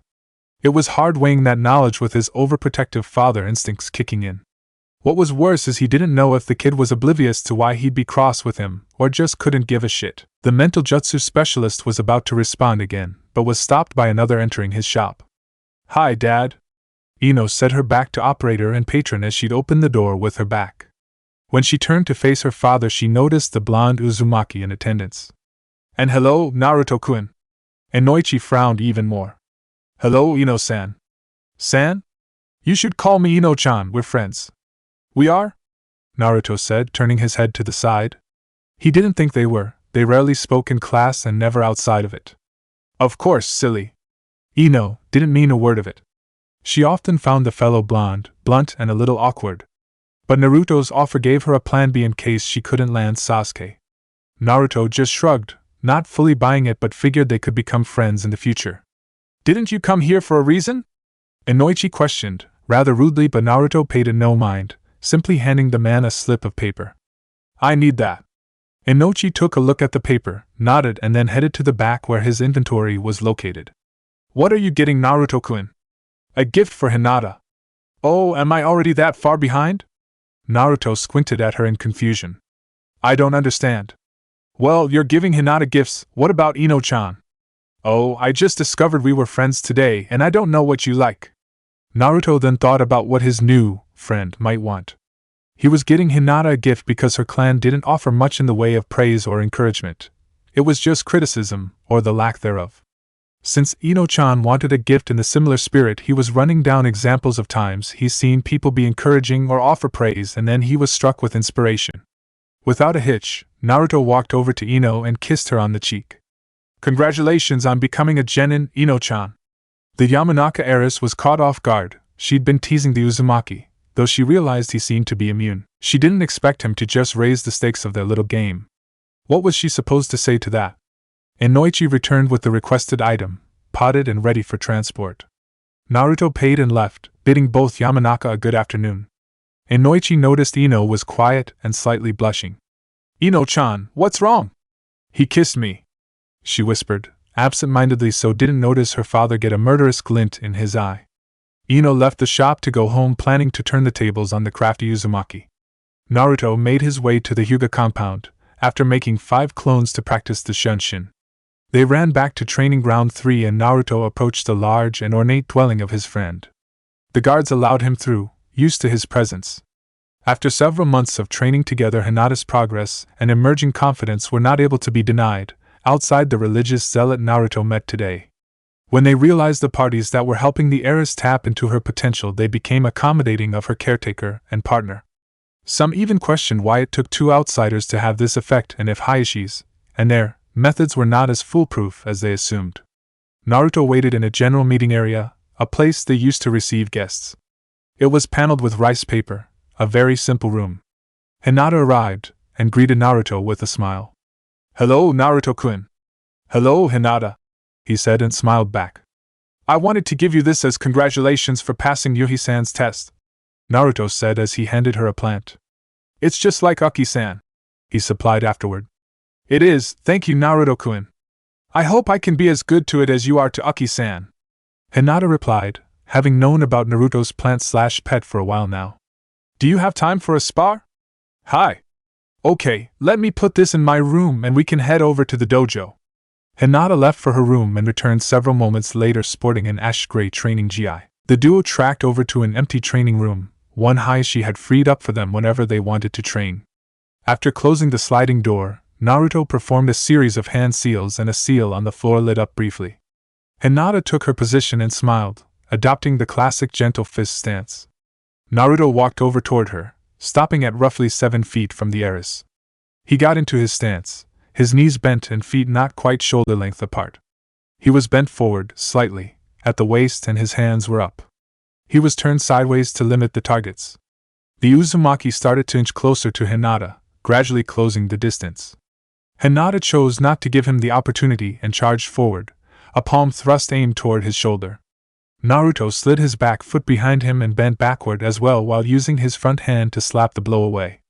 He got it off course enough to dodge it, and retaliated with a middle kick from his back leg. Hinata jumped back and Naruto's kick missed her entirely. Because his momentum wasn't that great, Naruto was able to stop the kick and replant his leg, instead of needing to fully follow through, and was able to get back on defense. It was fortunate as Hinata took the opportunity to go on the attack. Hinata charged and dipped low, attempting to sweep Naruto's leg. The Uzumaki lifted his front leg, avoiding her sweep, and her next using her opposite leg. He couldn't dodge nor block the spinning back kick that hit him in the stomach, sending him sliding away from her. Hinata pressed on, planning to give Naruto no quarter. Naruto sent chakra to his index and ring fingers as well as his thumb, creating a makeshift fulcrum with his right hand. Naruto spun and instinctively went for a double leg takedown. It surprised Hinata as he slipped under her planned offense and took her down. Hinata and Naruto's sparring matches often devolved into grappling sessions. Hinata's striking ability, once her self-doubt was removed, was just very good and Naruto often selected to go to his advantage. This led to Hinata studying a grappling discipline herself, Jiu-Jitsu, and with her natural grace and flexibility she was very good at it. She closed the gap between her and Naruto as he'd managed to do the same with his stand-up. As such, Hinata was not overly concerned when she was taken down, having managed to avoid giving up the full mount position. Naruto slid into side mount, his body perpendicular to hers, and grabbed her wrist. Even when on the floor, allowing a Hyuga the full usage of their hands was a terrible mistake. Naruto was attempting to set up a Kimura lock but had to roll off Hinata to avoid a knee to the side of his head. The Hyuga heiress rolled over and returned to her feet, once again pressing the action. Naruto stayed low as he ducked and dodged her palm thrusts and finger pokes. He saw a gap in her offense and raised up swiftly, attempting to clip her with his forearm. Hinata swayed backward, which left her unable to defend against his clinch or the knee to the body that followed. Taking advantage of her bending forward, Naruto attempted a fireman's carry as one arm went between her legs and he tried to shift her body weight over his back, around his shoulder blades. Hinata recognized the attempt and rotated, instead using her legs to wrap around Naruto's neck from the back as the two rolled to the ground. Naruto got untangled from her legs and grabbed the kick that followed his exit. He then noticed Hinata had toenail polish on. A deep blue, it looked nice. So distracted he almost didn't duck under the kick aimed at his head. He didn't expect Hinata to land on the leg that attempted to kick or for her to make another attempt, landing it in his chest. He was take off his feet and had a finger pointed to his temple before he could recover. "I win," Hinata said with a smile. Naruto only nodded, the pain in his chest making it a tad difficult to breathe, but it was subsiding fast enough. Both walked over to a side of the dojo, off the sparring mats, and took a seat. As was their ritual, both synced their Fuin beads and began to rewatch their spar. The seal Naruto initially activated was a modification of the motion capture, and Naruto found a way to relay the information to one of his Fuin beads. Since Hinata had the same seal, they could see the same recording, but only they could. They would watch their spars and pick out their flaws as well as their improvements. Hinata noted Naruto needed to work on his footing more, and he agreed. Hinata needed to work on managing opponents that shifted levels often, her assumptions being on people standing upright. They picked out other things as they neared the end, and Hinata noticed something. Naruto-kun, what distracted you when you caught my kick? Oh, your nail polish. Don't ever recall you wearing any. It looks nice on you. I don't normally, Kurenai-sensei, and I went for a quick pedicure as celebration for becoming an official team. That was very nice of Yuhi-san. So was your plant, Naruto-kun. I really like it. Thanks. Hinata, I have a question. The heiress simply nodded, and Naruto knew it was okay to continue. Well, when I was buying your gift today, Ino-chan came and said we were friends and I should call her Chan. And before that, this woman and I accidentally ran into each other, and she called herself Chan. I don't really feel all that close to them, not like you, so can I call you Chan? Hinata smiled at her friend's request. It was very Naruto-kun. Of course. I didn't know Ino-san and you were chummy. I didn't either, she just announced we were in her family's flower shop. Oh. Hinata said, but resolved to have a talk with a certain Yamanaka about taking advantage of her best friend for whatever reason. Would you like a second round? Hi. The two returned to the mat and squared off, either aware they were being observed. It had been a long day, the days were seemingly getting longer and longer for him. He hated still being in the chair, the weight of so many still on his shoulders. He'd contemplated how to get his wayward students to return, for one of them to take the chair. If he were 20 years younger, he knew whom he'd groom for the position, a boy that had the will of fire, almost in utter defiance of reality itself. He cracked a brief smile thinking about his favorite blonde. He may not be his official student, but Naruto had grown a lot from what little Hiruzen had managed to give him, soaking up every morsel of wisdom to the best of his ability. He looked at his Fuin beads, a marvel of Fuinjutsu and imagination. The contraption had motivated him to start training again, and he could see the difference. And to come from a child, to seamlessly blend other shinobi arts into his ceiling. It was worthy of praise, and while Naruto was proud, Hiruzen got the impression he didn't really get how major his creation was. Hiruzen twisted a bead between his index finger and thumb. Maybe this would be what brought them back. Jiraiya loved sealing. The chance to impart his knowledge to his godson and to see something legitimately new would stoke his curiosity. As for Tsunade, she'd be harder but not impossible. Could she turn down seeing a fully functioning auxiliary chakra system in practice? How her basic of basic diagnostic jutsu was applied in a way almost no one had considered? With the funds and bodies available for a real medical ninja program, the allure of an advancement of medical ninjutsu and fuinjutsu, she couldn't resist the siren call for long. He promised to get to work on his notices to recall them both in the morning. He was tired and wanted to spend some time with his other grandson. Just as he was wrapping up, he was alerted he had a visitor. He could tell by his assistant's tone it was Naruto, and he was more than willing to make some time for the blonde. The newly minted genin walked in and greeted Hiruzen with a "Hi, Aji-san," as was usual, and took a seat. Hiruzen greeted him back and waited. I have a couple of questions, Aji-san. They should be pretty quick. Of course, Naruto-kun, how may I help? How do you know if you're developing a sexual fetish? Hiruzen could only palm his face and sigh. This boy couldn't be boring if he tried. Chapter 3. Hiruzen took a moment to gather his thoughts. The vibrations he felt, from the suppressed laughter of his ANBU, didn't help matters. They'd often been witness to Naruto's unique brand of Naruto-ness and often found humor in the boy's innocent and blunt manner. But this was something else. He cursed not having Biwako here as she helped him have the talk with each of his boys. He looked at his surrogate grandson waiting patiently for a response, and sighed internally. Why do you think you're developing a fetish, Naruto-kun? Hinata-chan and I were just sparring and I was distracted by her toes. They were painted and I thought they looked nice. I almost got kicked in the head because of it, and I figured that might be a sign of something. Well, Naruto-kun, you are getting to that age where you are starting to notice people you are attracted to. That often includes various features. It doesn't really rise to the level of fetishism, and you won't know you have a genuine fetish, instead of just a preference, until you start having sex. Which you should not, you're too young. Of course. I give it until I turn 16. I've already asked 4 girls if they'd be interested. Hiruzen could only quirk his brow at that. How'd that go? I think I got 3 maybes and a no. Sakura-san seemed really put off by the idea. I think Tenten-san just didn't like the presentation. Naruto-kun, some might find such explicit requests objectionable. I know that now, Hinata-chan informed me as much. I think I should have asked her first, then I could have amended my approach. You could have simply not done it. How will girls know I want to have sex with them in the future unless I tell them? Naruto said as if his grandfather figure was being ridiculous. Just always remember, if they don't seem interested, don't pressure them or continue to pursue them, okay? Hi. Why do I have to wait to know if I have a fetish? Hiruzen really wanted this part of the discussion to be over but answered the boy anyway. While the colloquial meaning has changed, by the strictest definition, a fetish is a sexual obsession that presents the only method of climax for the person beholden to it. Now, my second question. I'm still having some trouble with my footwork. Do you know a method of how I can improve it? I actually do. Training Ground 27 has a series of poles high off the ground with just enough room for your feet. They also tend to sway in the wind. Practicing your kata on them will help improve your balance and footwork. Do be careful though, the falls can be painful. Thanks, Aji-san. Anytime, my boy. I'm actually glad you stopped by. I'm going to be calling my students back in the next day or two.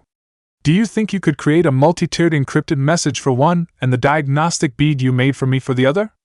Hiruzen asked and then saw the internal debate going on.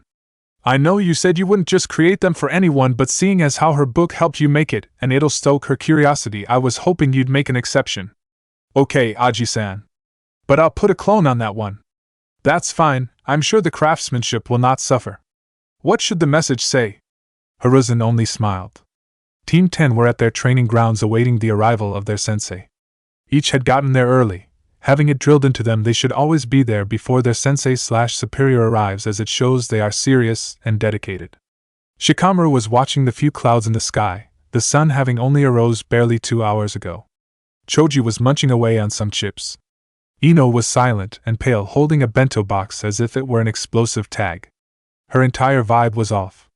Asuma immediately noted his lone kunoichi didn't seem right and wanted to know why. Ino, what's wrong with you? And nothing, I'm fine. She wasn't. She could shake the visitor that paid her a visit as she made her way to the team meeting. Just thinking about it sent chills up her spine. Good morning, Ino-chan. The Hyuga approached her fellow heiress and hugged her, holding the bento box in one hand as she did. Ino was surprised. Hinata really wasn't that expressive nor affectionate. Hi, Hinata. Ino said, still in the Hyuga's embrace. When she tried to break it, Hinata held tighter. I don't know what your game is, Yamanaka, but if you hurt Naruto-kun, I'll ruin that pretty face of yours. Since you claim to be his friend, you better act like it. This is your only warning. The Hyuga whispered and then for punctuation pulled Ino's head down and kissed her forehead. I made this for you, have a good day, Ino-chan. She handed the lunch over and walked away, saying nothing more nor looking back. Ino only managed to breathe a minute after Hinata was out of view. Asuma didn't believe her, but he also didn't want to delve into her weirdness. He wasn't paid enough for that, so he just moved on. I want you guys to start warming up. We'll train for a few hours and then take some missions. He heard all three grumble as they began their routine. Over on Training Ground 3, Provisional Team 7 sat waiting for the arrival of their Jounin sensei. Sasuke was content staring off into space in silence. Sakura alternated between watching him and groaning about Kakashi being late. Naruto was occupying himself with the encryption seal his Aji-san wanted. While he was no fan of his Jounin sensei's tardiness, Naruto had already gotten a brief workout and so he also didn't mind the break. His day started at 4:30 a.m. where he awoke and created a clone. By the time he was showered and dressed, the clone had already made a light breakfast and lunch and tidied up after himself. Naruto was out the door by 5, activating his resistance seals and running full out toward the training ground his Aji-san suggested. Once there, Naruto did a series of stretches and strength-building exercises before he climbed upon the poles. He started slowly and instantly realized how this would help, as not all the poles were sturdy.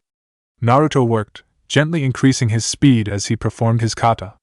He slipped a few times but managed to grab a pole and not fall to the ground entirely. It was a brief session, so he only focused on his taijutsu, not knowing what Hataki-sensei would be assigning them. He left that training ground at 6:45 and arrived at Training Ground 3, via Shenshin, moments later, but remarked the jutsu still needed some work. He'd assign a few clones to it later. He arrived first, Sasuke and Sakura arriving in tandem. After about 30 minutes of waiting, Naruto began working on his extra assignment. The encryption was meant to be a challenge for an acknowledged Seal Master, Jiraiya the Toad Sage. Since he learned of his burden, Naruto had taken to looking at the seal on his stomach. He hadn't deciphered much, only that it was 2 4-trigram seals overlaid on top of each other to create an 8-trigram seal. It was supposed to sporadically filter some of the Kyuubi's chakra, but the filter couldn't handle much. Naruto planned to improve upon it. There were multiple failsafes, include a key to strengthen or loosen the seal. He planned to create a key as he wasn't comfortable with someone else being able to decide such things about his seal. He also noticed 2 foreign chakras housed in the seal. But that was it really. Naruto figured if his father could create such a seal in the heat of battle, a good but flawed seal. He acknowledged his father was a genius, so any shortcomings of the seal was likely due to the time crunch. But if his father could create a moderately advanced seal, Naruto figured the Toad Sage could handle something a little more difficult. So, Naruto was designing the seal. Not on paper, he'd only draw the seal once his plans were solidified. To most, it would appear Naruto was staring off to space, but he managed to alter his Fuin beads. Now he could project various types of information, not just his health and fitness stats, or the spars between Hinata and he. Currently he was finishing the 3rd layer of the array. His seal was going to be 3 layers, each housing a distinct array. The first would be an even number seal, 2 points, the next a 5-point seal. The last wouldn't be drawn at all but a sealing jutsu created strictly via hand seals. Each array was simple enough as they were just standard security seals. The difficult would be unraveling them, as normally odd and even seals cannot coexist. Or so most people thought. Naruto knew you simply had to add features to allow them to connect. Instead of seeing seals as 2-dimensional, he saw them as 3. A multi-story house needed steps, and his branching seals were simply the steps. The young Uzumaki didn't know he was actually doing something revolutionary, as it was simply what needed to be done for his seals to work. Once he was sure his seals would work, having gone over the elements in his projection and seeing no flaws, Naruto saved the designs and began to work. When Kakashi arrived to the training grounds at 9 a.m., he saw 1 annoyed Uchiha, 1 irate Haruno, and a hard-at-work Chibi. So focused on the Chibi he almost missed his cue. Ma, I got lost on the road of life," he said, and added an eye smile. When he opened his eye, he saw Chibi create a shadow clone, hand it whatever he was working on, and then walked over to Kakashi. "Hataki-sensei?" "Yes, Naruto. Will your delays be a recurrent feature of our meetings? I am responsible for much of my own development, and would like to establish a routine that doesn't interfere with your plans." This threw Kakashi for a loop. He'd expected some griping and some groaning, but not acceptance. Chibi was confusing him. Life is unpredictable, so getting your own training in isn't the worst idea. Just make sure it isn't so strenuous you can't function at near full capacity. Matter of fact, what is your routine? He asked, and was handed a file Chibi pulled from a storage seal on his wrist. "I didn't do the full regimen today, but I've also added training in Training Ground 27. Kakashi flipped through the files. It was quite comprehensive, and something in particular caught his eye. "Do you still have our resistance seals on?" "Hi. Drop them for now. I'll be testing your abilities and I want an accurate measure." That seemed to spark a bit of interest in his blue eyes. "Measure? How will you be measuring us?" "With my eye, of course. We have a different understanding of measurement, Hataki-sensei." Kakashi wasn't sure, but he thinks he just got burned. "Trust me, it'll be fine. Now, the rest of you, what does your training routine comprise?" "Pre-run stretching, run around the Uchiha district. Push-ups, sit-ups, pull-ups. Then I run through my various kata. Every other day after the academy I change between shuriken and ninjutsu, then a cool down," Sasuke said, and Kakashi nodded and then looked to his kunoichi. "Whatever we do at the academy, sensei." He blinked and then smiled. "Sakura, I want you to start joining Naruto during his morning training. Just the academy workouts are not enough." "Hi, sensei. When do you start your training?" 5 am. "What, 5 am? Hataki-sensei, she may have trouble hearing. I notice her voice goes up in a pattern I've yet to decipher." "Sakura-san, I know the standard Konoha shinobi sign language. Would it be easier to communicate that way?" The pinkette looked offended at the Uzumaki's words. Sasuke smirking was not helping matters. "I hear just fine. Why do you start so early?" "I have a lot I wish to accomplish." "Really? Because your grades weren't that good, Sakura pointed out. Your grades were better than mine, and yet we are both genin. I am not afraid of hard work, but I am selective with what I'll work hard at. Alright, good point. Now, before we take our first mission, I want you guys to spar with each other so I can see your skills. What are the rules? Sasuke asked. Taijutsu and weapons, no maiming or killing blows. Sasuke and Naruto, you'll go first. Kakashi ordered and watched as the two boys entered their stances. Sasuke's was a familiar one, but Naruto's was not. While it was noted in the file the Sandaime gave him, Kakashi still didn't know the form. He was confused when he saw Sasuke go on the offensive. His was a counter-attacking style, but he quickly reasoned the boy was used to being physically and technically superior to his classmates. Kakashi observed that might be a habit in need of correcting. Sasuke was technically proficient and with decent power and good technique.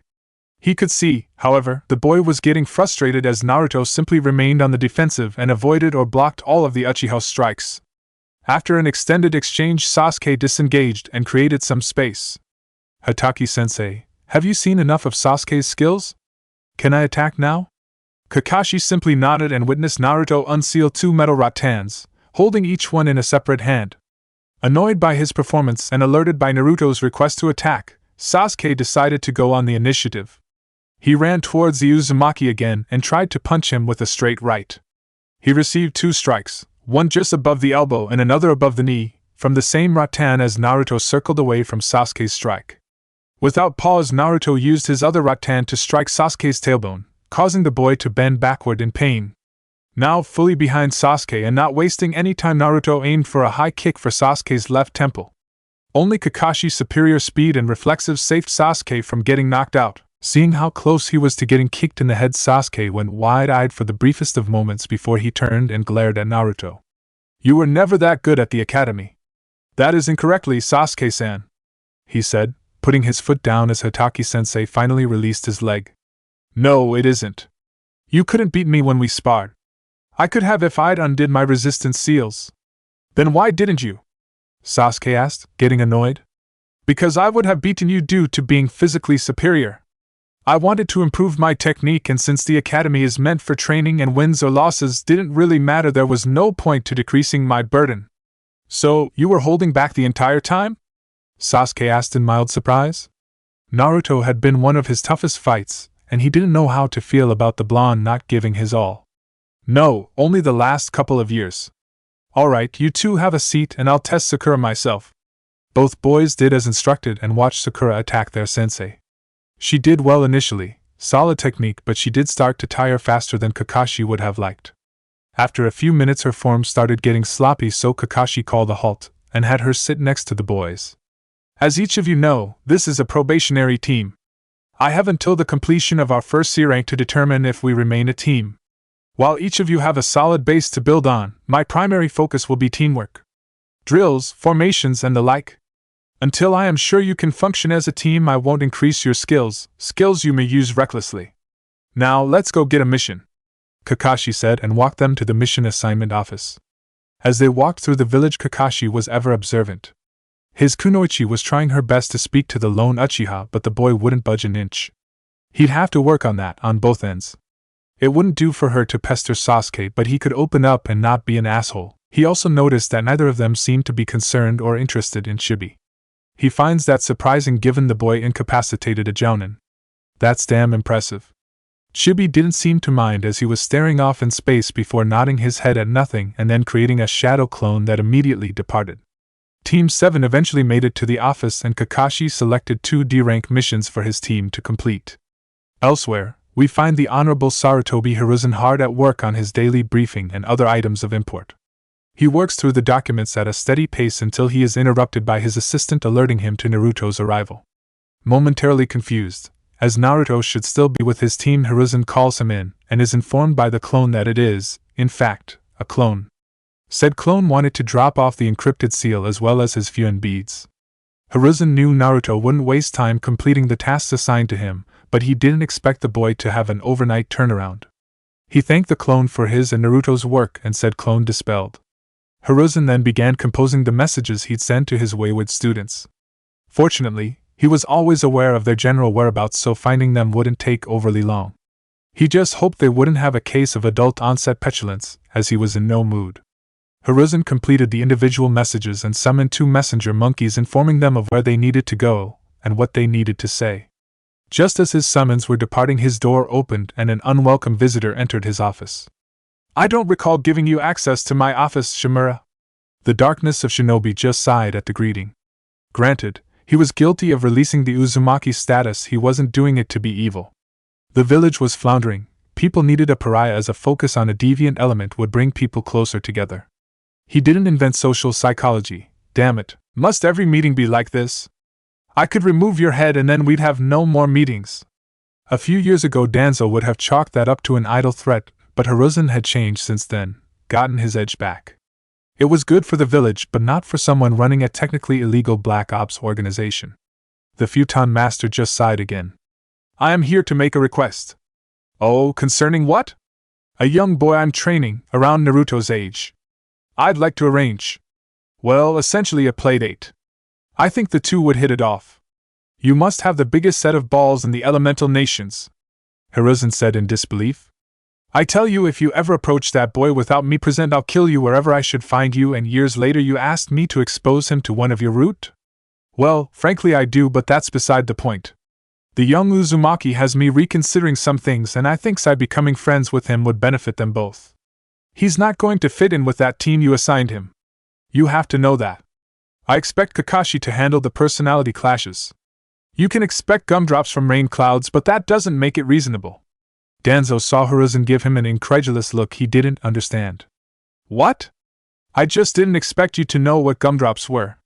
Now you're just being an asshole." Hiruzen actually laughed at that. "If I do this, it will be in full view of an ANBU guard." "That's fine, Hiruzen.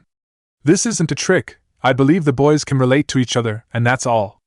Fine, come back tomorrow and we can set something up." Danzo nodded and left. What Hiruzen couldn't know was simply, Danzo had gotten tired. Too many hard choices throughout his life, and while he may not show it, and people may not accept it, he was a firm believer in honoring those that sacrificed themselves for Konoha. It was why he respected Minato so much, even if he didn't support his appointment to Hokage. Outing his boy as a Jinchuuriki was not an easy decision, but Konoha had lost something. Its spirit was waning and he couldn't allow it to continue. He took a gamble and it worked, but a little too well. People were fine bonding over their fear and revulsion for the boy. He predicted that, but he didn't think it would last this long. He thought Konoha residents were made of sterner stuff and would eventually get over it or notice Naruto looked like the only other person to have his exact coloring.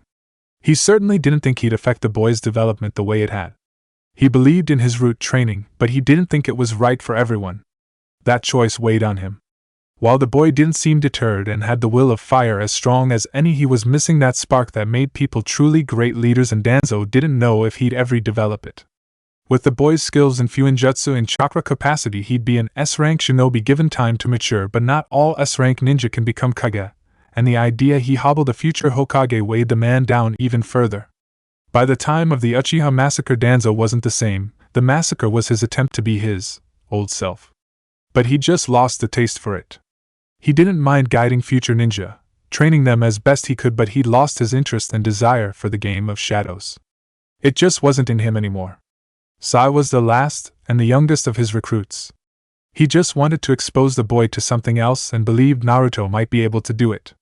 The boy was capable of making friends, though he seemed to have more luck with the opposite gender. Still, each boy would be good for the other. Sai was well trained and could give Naruto a different training partner, as well as allowing Danzo to feed some jutsu to the boy. He really didn't expect much of Kakashi. The man just had most perplexing thought process. It wouldn't be much, but if he could give the boys a friend in each other, it would be a good done without the need of a sacrifice. A concept that had been increasingly attractive to Danzo.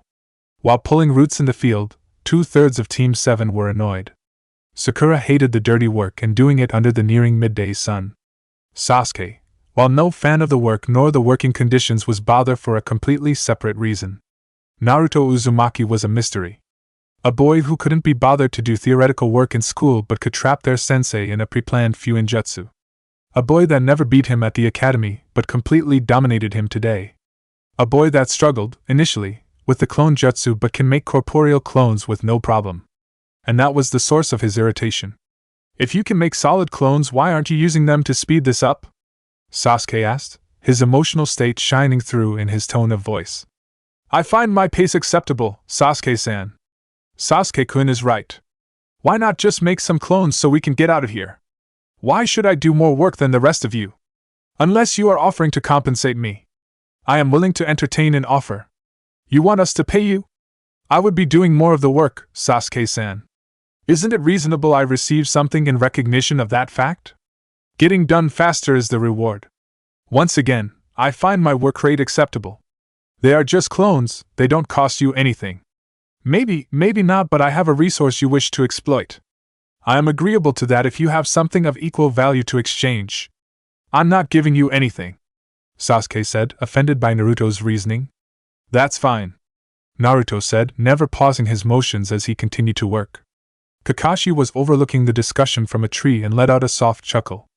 It was mercenary, but he couldn't fault Naruto's position. He would be doing more work, and the other two just expected he'd be okay with it. He wondered what they taught at that ninja academy if the two weren't prepared to haggle and barter. Negotiation was one of the most important skills a ninja could have. Unless it was the mission, violence really was to be a last resort, though many people ignored this. He was glad one of his students understood that, even if the boy was trying to finesse his teammates. Kakashi might be zealous in his belief in teamwork, but he wasn't a mark. If the other two wanted Naruto to do more work, then they'll have to make an arrangement. Kakashi's keen senses alerted him that he had a guest on his tree branch. He didn't appear bothered, but he did check his students before he acknowledged the guest. Chibi really was adept at the shadow clone jutsu. Are you the real or a clone? Clone, Hataki-sensei. HM. And what can I do for you today, Clone-kun? Boss was curious about the book you were reading. What's it about? Oh, this? Adult things. Like inter-village trade during a speculative crisis? Who knew tulips could be so significant? No, not adult like that. Adult like relationships. Romance novels? I think Sakura-san used to read those during breaks at the academy. That doesn't seem very adult. Kakashi almost snorted, but snorting is uncool. However, he couldn't let Chibi think his precious Aika was like some crappy dime store romance novel. This stuff was the very height of erotic literature. Sex chi. Clone-kun. The book is about sex. Oh, cool. Can I read it? Where could I get a copy? They don't sell these to kids. I can buy weaponry.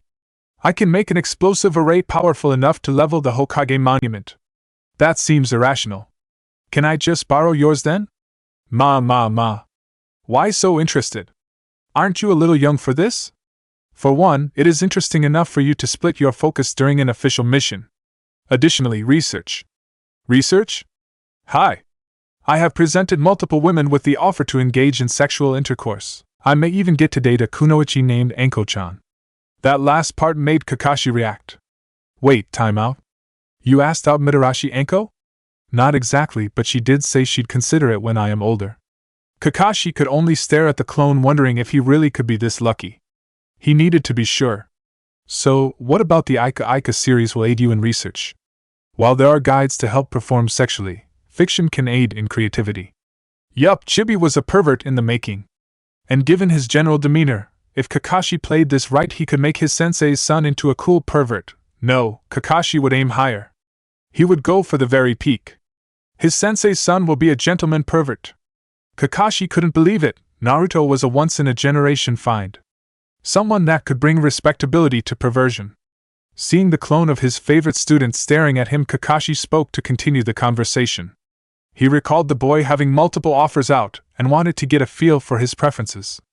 So, of these offers Naruto made, are all of them kunoichi? He saw the clone nod. Why? I could say it was proximity being around, mostly kunoichi. But more so, boss likes pretty girls that can fight. Those words triggered a long-forgotten conversation Kakashi once had with his sensei. Sensei, why do you like Kushina-san so much? She's the exact opposite of you. I wouldn't say she's the exact opposite. Kushina can be a wonderfully kind and caring woman. And yes, she can be quite violent as well, but what can I say? I like a pretty girl that can fight. You'll be the one, Chibi. I'll make sure of it. Kakashi thought as he simply nodded at the clone's words while plans on top of plans formed in his head. What Kakashi couldn't know is that his resolve sent a shiver down the backs of several kunoichi who all simultaneously had a single thought: Kakashi bastard. They didn't and wouldn't know why for days to come. 2 days later, Jiraiya was not surprised to see a monkey summons waiting for him as he walked along his path. He was scheduled to meet another contact today in a southern village of the Land of Fire. He wasn't familiar with the summons, but his sensei had contacted him like this when something was time-sensitive and couldn't wait for their normal check-in procedures. Jiraiya-sama, a message from Hiruzen-sama, the black-haired monkey said, coming up to Jiraiya's knee. He reached down to the monkey's outstretched hand and read the scroll. Jiraiya, contained within this scroll is an encryption seal designed by your godson and our most recent acknowledged seal master. If you cannot break the seal by the end of today, I expect you to return to the village immediately. If you can break them, then follow the directions contained therein. If you disregard this summons or delay your return, I will come for you personally, bow staff in hand. You don't want that, Jiraiya. Trust me. Hiruzen Sarutobi, Sandaime Hokage. Jiraiya read the note 3 more times to be sure he was truly absorbing what was on the page. His godson, Minato's boy, was already a seal master? At 12? That's prodigious even for an Uzumaki. A part of him just wanted to return, his sensei's tests be damned, but another part of him, the seal master, wanted to see what his godson could do. Granted, if the boy didn't specialize in encryption, he likely wouldn't produce anything that complex for a decades-long seal master, but Jiraiya would show him the finer points of security seals when he returned. The toad sage pumped chakra into the storage seal at the bottom of the letter and watched as another scroll emerged. Jiraiya unraveled it, truly curious about what his godson produced. He looked it over, staring intently at the design. And stared. And stared. And stared. He then looked up at the summons, then back to the seal before looking at the summons again before exclaiming, "What the fuck is this?" Jiraiya would spend the rest of the day attempting to get a handle on the seal's design before summoning a toad to meet his contact and charging off to Konoha. Outside the land of vegetables, Tsunade sat under a shady tree, enjoying the cool breeze as her pet pig sat in her lap. Her longtime apprentice was in a field getting in a workout. Tsunade would join but was entirely too hungover to be bothered.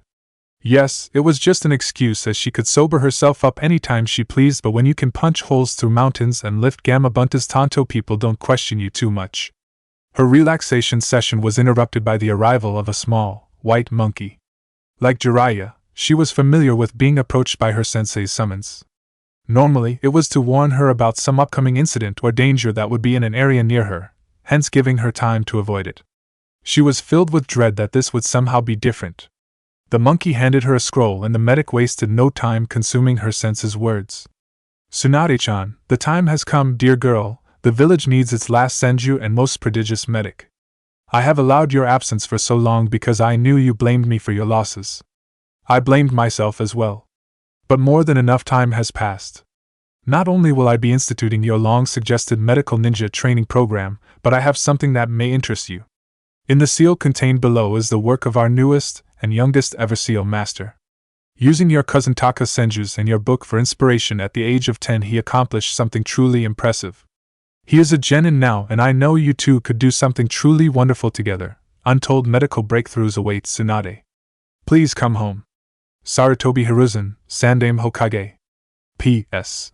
Tsunade, if you should destroy the contents of that storage scroll in a bout of childishness, I will know, and I will come for you. If you don't want to be dragged across the elemental nations by your pigtails, then please respect the work this young man did solely because I requested it of him." Tsunade knew it was serious when her sensei said he'd come for her personally. He never said that before, and even in written words she could tell he truly meant it. She performed her jutsu so she could be sober, and he unsealed the contents of the storage array. She saw it was 2 engraved beads on a string-like bracelet. Taking a closer look, Tsunade realized they were seals. She fed chakra into one and felt a foreign chakra enter her system, but one that felt like hers, so she didn't fight it. After the seal stopped glowing, she did it for the second bead and saw her current medical information projected right in front of her. She could also tell only she could see it. Tsunade wondered how she could have possibly been an inspiration for this before she remembered the diagnostic jutsu she had in her book. It was so simply and in no way could be weaponized, but to see it utilized like this, to no longer rely on feel or intuition. It really could be a game changer if utilized properly. Tsunade made a decision she never thought she would. "Shizen, gather your things. We're going back to Konoha." Chapter 4. "You understand you are not to leave my supervision?" The NBU agent asked. He truly felt silly escorting a pre-adolescent licensed shinobi to a playdate. But Tenzo was loyal and didn't ask questions. The pair walked toward their destination, Tenzo with picnic basket in hand. He hated how his senpai was clearly laughing at him when he arrived to pick up Naruto. Hi! And this is just an informal get-together, you are meant to have fun. Hi! Did Aji-san give you answer about my request? He said you may increase your maximum to 30. I requested 40. Naruto said evenly. And you will get 30. Tenzo watched as the small blonde rubbed his chin in thought. That's fine, I only needed 25 so I still come out ahead. Aji-san should haggle more. Tenzo had to stop himself from laughing at that. If the blonde knew how much negotiation went into this arrangement, he wouldn't say that. Tenzo had literally seen less thought go into treaties. Everything was on the table, the location of the meet, the duration, pre-planned activities. Even the contents of their lunch had to be agreed upon by Sandame-sama and Danzo-sama. It took 4 days and 5 meetings to finalize this. I'll inform Sandame-sama of your observation. The ANBU didn't expect much of a reaction, and the calm head nod he received fell within expectation. He'd seen the boy interact with the Hokage enough to get a feel for Naruto's disposition. He rather liked how generally calm but inquisitive the boy could be. Not a fan of how interested he is in sex, especially given Kakashi-senpai is his sensei, but it could be worse. At least Jiraiya-sama isn't his master. Unbeknownst to the pair, they were being watched by the 2 men that arranged the meet. Danzo chuckled at Naruto's observation. It was very Tobirama-sensei of him to remark a party didn't maximize their advantage. It also raised a question. Can he actually maintain 40 shadow clones? He can maintain significantly more. We both worked out the math a while ago. Then why limit him? Concerns about brain trauma? No. The regenerative powers of the Kyuubi would mean he could handle a large influx of information. Worst case scenario would be a bout of unconsciousness, and we worked out a method to avoid that. Then why are you limiting the boy? More of that accursed softness? I limit him because I believe Naruto is going to change this village and the world. But we are both old enough and wise enough to know the world doesn't like being changed rapidly, especially by a child. Doubly for this child. I want him to build relationships and a reputation so when he does turn the world on its ear our shinobi can handle it, and will be there for him. I'll admit becoming certified when he did is impressive, but he only beat Kushina by 2 years. No, he beat Kushina by almost 4 years. You can't be certified and not be a shinobi, and I wasn't going to let him graduate early. 10? He was 10? Just had recently turned 11 and Kushina was just about to turn 15. And you plan to let him outside the village? He could be promoted to Special Jounin right now and head a sealing division. Yes, and it would hurt his development as a shinobi. If Naruto's only true skill was in Fuinjutsu, if all he wanted to do was be a Seal Master, I'd make him a Special Jounin and let him run wild. He wants to be a ninja and getting out to see the world will do him some good. Or put a significant asset in jeopardy which would hurt the village overall. And hiding him away will do what? He's not a machine. Fuinjutsu is just as much of an art as it is a science, and an artist needs to be connected to the world. No matter how imaginative he is, if he only has to see past 4 walls, he'll constrain himself. The larger his world is, the large he must dream outside of it. Hiruzen argued and Danzo let the matter drop for now. The pair continued to watch as Naruto arrived at the designated spot, Training Ground 33. A wide open space, thus making it difficult for evasion and ambush. There were only a few trees scattered about, and Sai was located under the nearest one, seemingly drawing in a small sketchbook. Tenzo and Naruto walked over to greet the boy, Tenzo providing the introductions. Sai-san, this is Uzumaki Naruto, Genin. Naruto-san, this is Sai, a personal student of Shimura Danzo-sama. Both he and Sandame-sama have arranged this informal meeting between the 2 of you. I have your lunch here. You 2 are not to leave my supervision, and if you wish to relocate you must clear it with me first. Is this understood? Hi. Hi.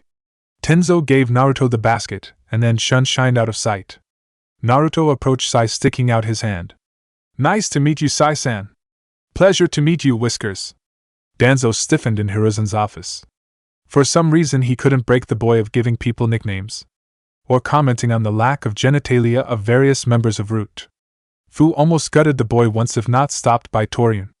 Insult or nickname? Naruto asked, seemingly unbothered either way. Nickname. It is supposed to establish a rapport with someone. 12 steps to instant friendship. Naruto asked, and Sai nodded. I've read that one. I found it limited in its application. Oh, how so? Naruto unsealed a paper and a pencil from his mass storage fuin bead and sat down, waving Sai to do the same. The book suggests giving someone a nickname, and it could potentially build a bond, but it depends on the type of nickname as well as the person assigning it and the person being assigned. I've found you have to include relational distance for the idea to work. Naruto then created several triangles, most of them acute but one in isosceles. If the 2 points at the bottom of the triangle represents how close, emotionally, 2 parties in a given relationship are, then this third point would represent the specificity of the nickname. Naruto spoke and saw Sai nodding along. I'm guessing since these first triangles have the points further away but the top is relatively close, that means if you don't know each other well then a nickname has to be really general. Like ace or sport? But the last triangle is an isosceles. The closeness of the 2 members means they can be more specific about the nicknames, even using one that would otherwise be considered offensive. Exactly. I don't mind that you call me Whiskers. I've never had a nickname before, but others might bristle at you doing so when you've only just met. Sai smiled at Naruto's words. What he said did make sense, more than others. Do you read a lot of those kinds of books? I used to, since people confused me, and while it helped a little I was never able to build a grand theory. I've been unsuccessful in that pursuit as well. Have you read Tales Your Body Tells? No. It has a lot about body language and micro-expressions. It doubles as a field guide for hunter needs, so the later chapters may not be relevant. I'll have to check it out. Back in Hiruzen's office, Danzo visibly relaxed when he saw Naruto's response to Sai's nickname. Then they watched as Naruto started getting analytical over self-help books. Danzo was familiar with the concept of relational distance, and could only say one thing. You are such a geek, you nerd. And where is that coming from? Relational distance? You would introduce a child to social geometry. He asked me for suggestions about shinobi tactics and multi-party disputes. Besides, at least I didn't give him a field manual for hunter need. What's your ideal gift for a newborn? An odachi? At least odachi are cool, unlike those sticks you used to play with. Danzo said, annoyed. He'd never give a baby a bladed weapon. Maybe a dagger once they're like 2 or 3, but not a baby. I put the fear of God into student and enemy alike with those sticks. Hiruzen not liking that response. He was a legendary bow staff wielder, and the staff form was hard as cut diamond. The ANBU and Root in attendance simply couldn't believe their respective bosses were bickering like children, while the children sounded like old men. Girls, increasingly. The older men heard Naruto say and realized they'd missed out on something. I don't know when it happened, but I find myself increasingly interested in them. For the purposes of procreation? Sex does play a role, but it's more. If I'm going to be in a crowd of people, I think I'd prefer there be more girls than boys. This may require further study. Sai responded. I agree. My Jounin sensei, Hataki Kakashi-sen, lent me a book that might help. It's called Ika Ika Paradise. He seems to swear by it. I may have to request Danzo-sama provide me a copy. Back at Hiruzen's office, Danzo had thoughts on Sai's future request. There's no way I'm buying that boy porn. I'm surprised you let your Jounin share it with their pre-adolescent students. Do you really think I suspected I'd have to tell Kakashi not to give Naruto-kun a smut book? Why wouldn't you? You're a pervert. Jiraiya's a pervert. Minato probably would have been a pervert if Hurricane Kushina didn't scare him straight. And Kakashi is a pervert that's too lazy to do anything perverted. Hell, I think the majority of the reason he reads those books in public is because it takes too much effort to go home. You're too controlling and uptight. Besides, Naruto is curious. Maybe Kakashi thought the book would embarrass him and he'd drop it. You don't even believe that, said Danzo. As the old men continued to bicker, they saw the boys divulge their various interests and learned they had a mutual interest in art. Naruto also seemed intrigued by Sai's ink-based jutsu. Naruto shared he was a Fuinjutsu user, though Hiruzen suspected Danzo already told the boy that. Naruto also stated he hoped Kakashi would expand his meager jutsu arsenal. Danzo scoffed. Why weren't you giving him jutsu? He has the chakra for it. He never asked, and I wasn't in a rush to give an academy student even more abilities than he was gaining. Besides, his Fuinjutsu was supposed to offset his lack of ninjutsu. I didn't know he was going to be a master of the field so young. It's still a waste of potential. I agree. I often think how far he could take my combination jutsu technique in conjunction with his Fuinjutsu. And yet you do nothing. Do you, at least, know his elemental alignment? Danzo asked, and he saw Hiruzen have an intense moment of debate. Wind, bastard. It's wind. And before you say anything, I know you're going to use your root to slip him some techniques, but be responsible. Could you imagine what he can do if he supercharges a great breakthrough? It's the only thing I can imagine. A little property damage would be good for Kino. It'll let him exercise his talents. Just be responsible. You mean be a suffocating old hen? No, I mean don't try to teach him vacuum manipulation like, oh I don't know, tomorrow. I am capable of restraint. I just know pressure forms diamonds. Hiruzen only grunted in response. The boys ate their lunch of tempura fish, pickled vegetables, steamed rice, miso soup, and red bean buns. You really should not have included those buns, it's empty calories. You smoke all the time. Besides, who can begrudge someone a dessert? If Naruto-kun wants something sweet, he knows to eat fresh fruit, Hiruzen said, ignoring the jibe about his smoking entirely. And you call me controlling. Half the root I did have came when you banned sweets in the ANBU cafeteria. You cannot be serious. Hiruzen, I have spreadsheets, I can show you. Well, I still say it's a waste. Back to the boys, they had just finished their lunch and were washing it down with some green tea. They sat in silence for a bit before Naruto had an idea. Sai, you said you use a tanto. Hi. Do you have it with you? Would you care for a spar? Yes, I think that would be acceptable. Sai retrieved his tanto, sealed in his bag, and returned. Naruto had already retrieved his rattan and fused them into a quarterstaff. It appeared as if it were always one solid piece due to Naruto's Fuinjutsu. This way no one could simply break the staff apart with blunt force. The boys took their stances, Sai holding the tanto in front of him in his right hand and his feet apart, and knees slightly bent. Naruto had his staff resting on his shoulders behind his head, appearing to be completely open.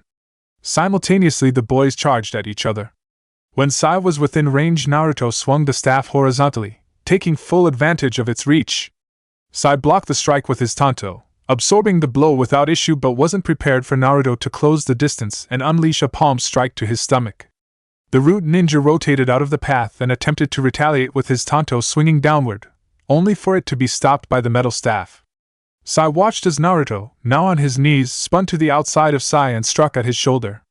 Sai rotated once again and backed off. Naruto returned to his feet and started spinning his staff. The boys engaged once again. Hiruzen and Danzo both enjoyed watching the spar. Hiruzen hadn't realized Naruto was so adept at Ubu's style of staff wielding.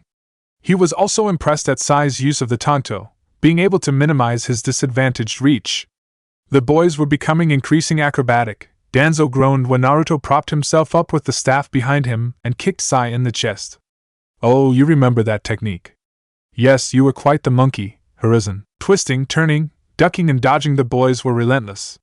The spar stopped when Naruto won, Sai not knowing the staff could be separate pieces and Naruto landing some well-timed strikes because of it. He sealed his weapons back and helped Sai return to his feet before wiping some of the sweat from his brow. Just as they finished, Tenzo returned, a signal that their meeting had reached its duration. That was, I believe they'd call it fun, Sai observed. I agree. Would you like to do that again? Or well, I'm open. I wouldn't mind sparring again or some other activity. Cool. I guess we should keep arrangements between Aji-san and Danzo-san for the time being. That sounds prudent. Well, I'll see you later, Whiskers. Indeed, Sai. Unbeknown to any of the parties, Naruto and Sai's playdate had another observer. Jiraiya returned early that morning, not alerting anyone to his presence. He wanted to get a feel for his godson. Jiraiya felt the boy was somewhat reserved, but he knew Minato could be as well, so he resolved himself to open the gaki up a bit. He smiled when he heard Naruto was not only interested in girls but seemed to prefer their company in general. He'd make him a super pervert like no other. As the ANBU and Naruto were nearing the village proper, Jiraiya decided to make his entrance. Summoning a large toad, and thus generating a lot of chakra smoke, he bellowed. The envy of men, the desire of women. The strongest of the Sannin, an acknowledged master of the toad arts. The legendary super pervert. The amazing and humble shinobi himself. I am Jiraiya. When the smoke cleared, Jiraiya was on top a large orange toad as he stood in a kabuki pose. Tenzo was annoyed at the Toad Sage's antics. No one could tell what Naruto thought. That was a very elaborate introduction. Do you practice it? Jiraiya fell off his toad with a sweat drop, assuming Naruto was being sarcastic. Once he got back to his feet, he took a good look at Minato's near mirror image. The boy met his gaze with no problem, as if being in front of a Sannin wasn't remarkable to him in the least. Well, do you? No, Gaki, I don't practice it. Oh, it was impressive. More so that you can just do it. I'm Uzumaki Naruto. It's a boring introduction, though. Jiraiya, once again, assumed Naruto was being sarcastic and was sulking internally for coming off lame to his godson. Naruto was wondering if he should work on his introductions. He actually liked Jiraiya's whole thing. Jiraiya-sama, welcome back. Thank you, Ambu-san. I'm actually here to report into Sensei. Figured I'd take the Gaki with me as we have business. Then I will leave him in your care, spoke Tenzo, followed by him shining away. As we walk, why don't you tell me a little about yourself? Since you sought me out, I will assume Aji-san provided my professional information. Jiraiya nodded, so Naruto continued. I like reading and doing new things. I like nature and exploring it when I'm not training. I have a plant named Uki-san. My best friend is Hyuga Hinata. I like Iruka-sensei, but not his reluctance to instill my suggested changes to the Shinobi Academy. I plan to be Hokage. Plan, not want? As it is optional, I assumed my planning to do it implied I wanted to. That's a good point, but you've got to loosen up, Gaki. Put some emotion into your voice.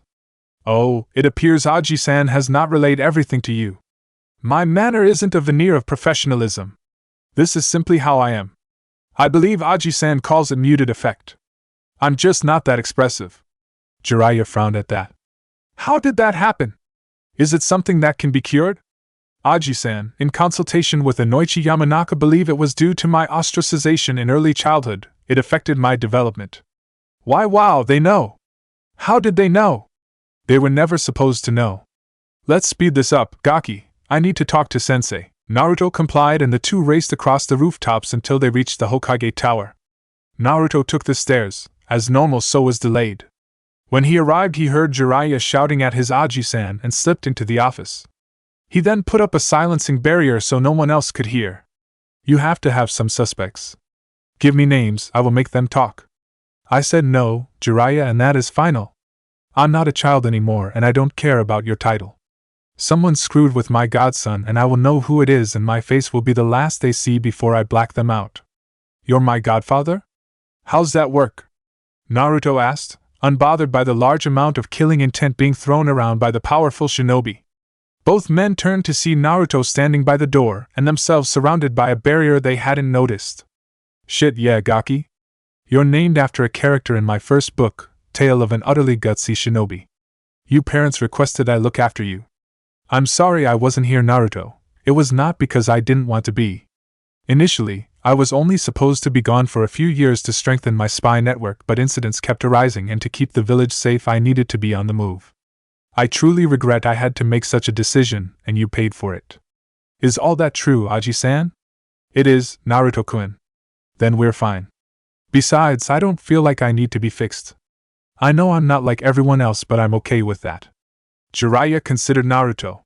The boy so easily forgave his absence and accepted himself. It was impressive. Okay, I'll leave it for now, but I do want names, Sensei. Now, that's out the way, Gaki, how did you create this seal? Every time I thought I was close, it seemed to change. Jiraiya said, retrieving the encrypted message. It's a tri-level seal with the top array scrambling the composition if you took too long to deactivate it. No, Gaki, that can't be possible. I've seen scripts meant to scramble seals. Those elements are tricky to pull apart, but I've got enough experience to do so. And multi-tiered sealing is rare, incredibly rare. It is possible because I did it. It was its own array and it worked on each the other two levels individually. You had to undo that array. Not wanting to call his godson a liar, Jiraiya pressed on. Okay, so what were the other two levels? The second was a 5-point locking seal, the first was a 2-point. Stop. Gaki, even in odd number seals interfere with each other. Was this a trick? Can this even be opened? Naruto quirked his right eyebrow at Jiraiya. Hiruzen saw it and interceded. Naruto, unseal the message, please. The Uzumaki nodded and took apart all 3 layers of the seal, easy since he designed it, and showed the message to Jiraiya. Even if you manage to decrypt this, bring your ass back anyway. Hiruzen Jiraiya was confused and not at all amused by his sensei's little joke. None of it made sense. The kid was flouting long-held Fuinjutsu rules. There must be a mistake and Naruto was just confused. Hiruzen saw Jiraiya's skepticism and wanted to avoid any unpleasantness. Naruto-kun, show Jiraiya how you crafted and created the seal. Naruto nodded and then looked around for an empty, flat surface. He saw an end table in the corner, beside his Aji-san, and brought it to the front of his Aji-san's desk, between the 2 chairs. Naruto unsealed the calligraphy brush from his mass storage bead and began to draw an intricate seal. Jiraiya watched fondly, recalling how Kushina enjoyed the process of actually drawing seals. Minato preferred to memorize every detail so he could materialize it through chakra writing. It was a study in contrast, as it was likely one of the few areas where she was slow and deliberate, whereas Minato was about speed. It took less than 2 minutes for Naruto to be done, the signal being when he pumped chakra into the newly created seal. Sit down and place your hand on the seal. Pump some chakra into it, and don't fight the feedback, Naruto said neutrally. Jiraiya remained skeptical but did as was requested. Jiraiya immediately felt chakra invade his system but resisted the urge to dispel it. Moments later he saw what he could only describe as a black screen. Until Naruto started speaking about his seal. Then Jiraiya saw an illustration of each array and how Naruto linked them. The Toad Sage's head was spinning. Never had he seen a seal like the one Naruto used to explain the seal that had stumped him. The kid was throwing out advancements like it was an everyday thing, as if he didn't understand how revolutionary creating a process to merge even and odd seals really were. After seeing the encryption seal put together, Jiraiya couldn't find the words. His godson was a genius and potentially didn't know it. It took a moment, but he found his tongue and spoke. "Hey, Gaki, how about you get out of here but we grab some dinner tonight? I find that acceptable. Bye, Aji-san. Later, Aerodana." Hiruzen belly laughed at the nickname, and Naruto was gone before Jiraiya could even respond. Forgetting that issue for now, Jiraiya turned to his sensei. "He's a genius." In disbelief. "I'm aware," Hiruzen said dryly. Sakura Haruno was not experiencing the shinobi career she thought she'd have, even this early on. While she didn't plan to have grand adventures yet, she certainly didn't think she'd spend her days doing chores. She hadn't gotten any closer to Sasuke-kun. Her sensei hasn't taught her anything. And she spends much of the day sore because some sadist works her to the bone at 5 a.m. If she had to rank her displeasure, her morning sessions would top the list. It isn't just that the exercises are hard, as she can admit she hadn't taken the physical aspects as seriously as she should have and needed to catch up to her teammates. But they are taxing. Naruto's morning run has him moving from trees to running on water, then the ground and back, full out and no breaks for an hour. She didn't even know you could walk on water. She was too embarrassed to ask Naruto to teach her, so she had to modify the run. But that gets at why she dislikes the workout. It was arrogant of her, but she really never thought much of Naruto. He made an awkward attempt to befriend her around the time she was finally getting accepted, so she spurned him. His grades and constant scolding of Iruka-sensei was proof she was correct to do so. Even when those things changed, she hadn't changed her opinion. Being assigned on a team with him, she just knew she was the all-around better ninja, even if he were better at the practical stuff. She looked down on him. And yet, when asked by Kakashi, Naruto didn't hesitate to help her train, to share his training with her. He was stronger and smarter than she'd realized via the conversations they'd share. Once she stopped trying to put Naruto in a box, she found him to blunt but sincere and supportive. She wasn't exactly overflowing with friends, as she and Ino had a falling out over their mutual crush. She missed having that kind of support, and it shames her to think she gave up on having it because she feared alienation. Sakura never considered herself shallow or easily swayed by a crowd, but she had to reconsider that, had to reconsider a lot of things. If her rejection of Naruto was due to the flimsiest of reasons, then what else in her life had she grown attached to only for her motivations to be puddle deep? Her crush of Sasuke-kun? Her reason for being a kunoichi? Without even trying, Naruto was making her ask some really hard questions, and she didn't want to do that. She wanted to be the smartest kunoichi in class and the second most useful on the team. She wanted to crush on Sasuke with zero complications or questions. Her intellect wouldn't allow her to, though. Not even Inner could force the questions down, sometimes being the one pressing Sakura to answer them. As she made her way to the barbecue restaurant the rookies agreed to meet, she welcomed the distraction. Distraction from being sore, tired, and unfulfilled. Distractions from her having to ask herself what kind of kunoichi did she want to be and how would she achieve it. It was a lot to be placed on the shoulders of a 12-year-old, and Sakura didn't know who to turn to. Kakashi-sensei was aloof. She often wondered if he actively disliked them all. As the thoughts spun in her head, Sakura hadn't realized she'd made it until her destination, not until a familiar voice ripped her out of her reverie. "Hey, forehead, over here!" Sakura looked up to see Team 8 and 10 already seated. She didn't bother to call Ino a pig in retaliation, choosing to just walk over and take a seat. She was too sore and too confused to trade barbs today, something Ino noticed. "Sakura, what's wrong with you? Years of misspent youth coming back to haunt me," she said, and several at the table looked confused, signaling she needed to explain further. "Kakashi-sensei felt my conditioning wasn't where it should be, so he's had me working out with Naruto at 5 in the morning. Troublesome," the Nara said, summarizing the general opinion on that revelation. "Sakura-san, you said you train with Naruto at such an hour because of your current fitness. I recall Naruto being one of the more physically fit members of our class, so why must he start so early? Naruto-kun works out that early anyway. I'm assuming Kakashi-sensei simply had Sakura-san join what Naruto-kun was already doing." "What?" Hinata said. "Where's the rest of your?" Kiba asked. "Sasuke-kun didn't want to attend. Naruto left with an ANBU after Kakashi-sensei dismissed us." This perked Ino right up. "Oh, I sense prime gossip material. Give us details?" "It isn't nice to gossip about our friends, Ino-chan," Hinata said calmly. Ino paled at the Hyuga heiress's words. "Why, you know what, you're right, Hinata. I was just curious and all." Silly old Ino, being too curious again. Her reaction confused much of the table, but the server arrived to take orders, so the preteens were distracted. As the afternoon continued to pass, the rookie genin spoke about their teams. Team 8 is happy to be with Kurenai and believe they will develop well. Team 10 likes Asuma, but Ino thinks he's a bit lazy. When the meal reached its conclusion, the rookies parted ways, except Ino and Sakura. Though they may not be on the best of terms, they do know each other, so Sakura couldn't miss Ino being so weird in certain moments, normally in a reaction to Hinata. She wanted to get to the bottom of this, so she pulled the blonde into an alley. Ino didn't seem amused at being handled by Sakura. "Ino, what's going on?" Sakura asked with genuine concern. Ino debated playing dumb or denying anything was wrong, but realized her former best friend was reaching out, and she could use an objective perspective. "I messed up. The day of our genin exams, Naruto came into the flower shop.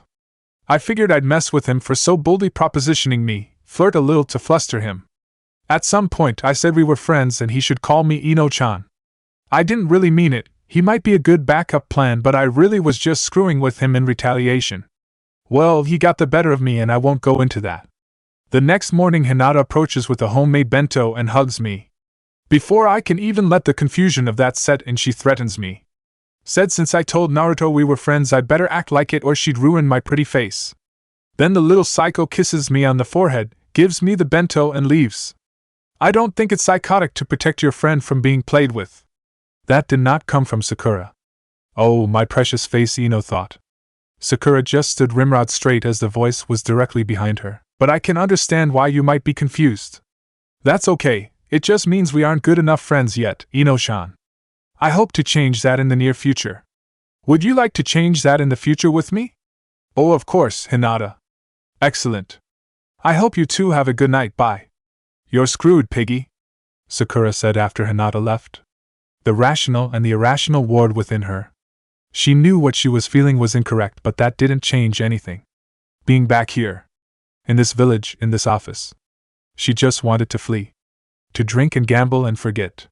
The losses, the failures, forget it all. She just wanted to be numb and lost. The air in this room felt thick and heavy. "It's so good to see you again, Tsunade-chan. I feared I'd depart from this world before I could," Hiruzen said, hugging his former student. The gesture relaxed Tsunade as she returned the hug. "I'm sorry, sensei. It's really hard to be here." "I know, dear, I know. But I would not have brought you back without good reason. I know you still have your hemophobia, but Anoichi has agreed to work with you while you set up your training program and whatever else you would like at the hospital." "Where is Shizen?" "At the estate getting settled in." Now, where is this prodigy that is going to change medical technology for generations to come? He'll be here shortly. Tsunade, the boy is as talented as I said, likely more so, but he does have a unique manner. He took over Mito's burden, Tsunade. And someone leaked it to the villagers. From a very early age he was made into a figure of fear and disdain. It affected him.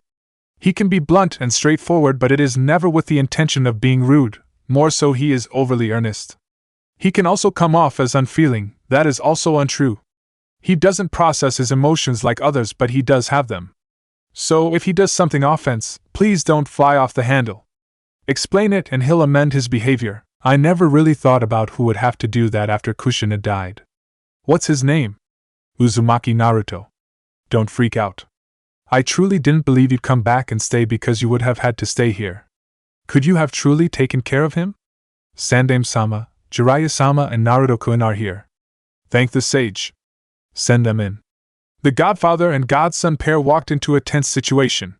Naruto laid eyes on Tsunade and thought she might be the most beautiful woman he'd ever seen, and given he thought most kunoichi were attractive, that was saying something. Not really taking heed of the vibe within the room, Naruto spoke.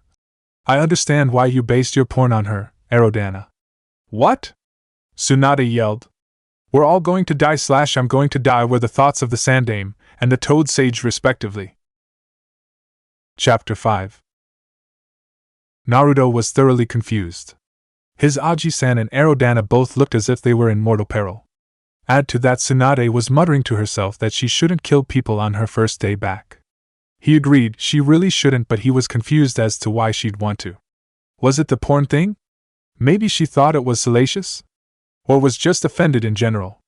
He'd have to clear this up. It wouldn't be right for others to pay because he said something inappropriate. The two adult males stood awaiting their impending doom. The ANBU were hiding and had yet to intercede on their Hokage's behalf. None were ashamed. They would happily take a kunai or exploding tag for their Hokage, but an irate Tsunade Senju is beyond their mandate. Literally. It is written in the ANBU operations manual and has been since she was 12. All gasped when they saw Naruto reach out and grab Tsunade's hand, assuming it'd be the end of the boy.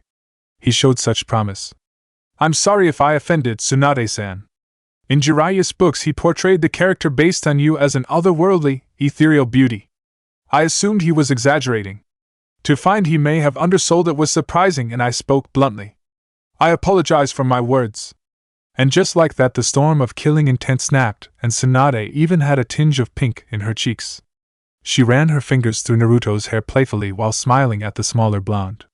Hiruzen and Jiraiya had only ever seen two people able to snap Tsunade out of an impending rage, Nawaki and Dan. To see someone else brave impending doom and quell her fury with a few words was shocking. Oh, I wasn't mad at you, Naruto. And what you said was very sweet, thank you, she said, pinching his cheek, not realizing they were sensitive due to the whisker marks. Naruto hummed. It was a nice sensation, he had to admit. But that doesn't get either of you off the hook, not entirely. However, that can wait. Naruto, Sensei showed me the seals you created using Mai and Taka Senju's book. What inspired you to make them? I trained a lot by myself during the academy, but I wasn't sure if I was improving as I had no way to measure it, at least not precisely. I wanted to have a baseline for my overall fitness, as well as be able to track whatever progress I may or may not have been making. If I had a way to measure it, I still needed a way to see the data while protecting my privacy. Genjutsu are illusions, but more abstractly, it's a way for chakra to project information. Well, it is quite ingenious. One of the reasons Sensei called me back is he felt we could make significant medical breakthroughs by working together, and I agree. You may not be able to learn Irujitsu, but I can help you with the academic side of medicine. Why can't I learn Irujitsu? Jinchuuriki tend to struggle with chakra control, and Irujitsu requires very precise control even for our most basic techniques. Naruto nodded in understanding, but he wasn't sure why she thought that would apply to him. He began to stroke his chin and after a moment realized the issue. He turned to his Aji-san with a blank look on his face.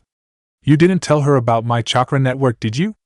Hiruzen adopted an embarrassed look on his face. He had actually forgot about that.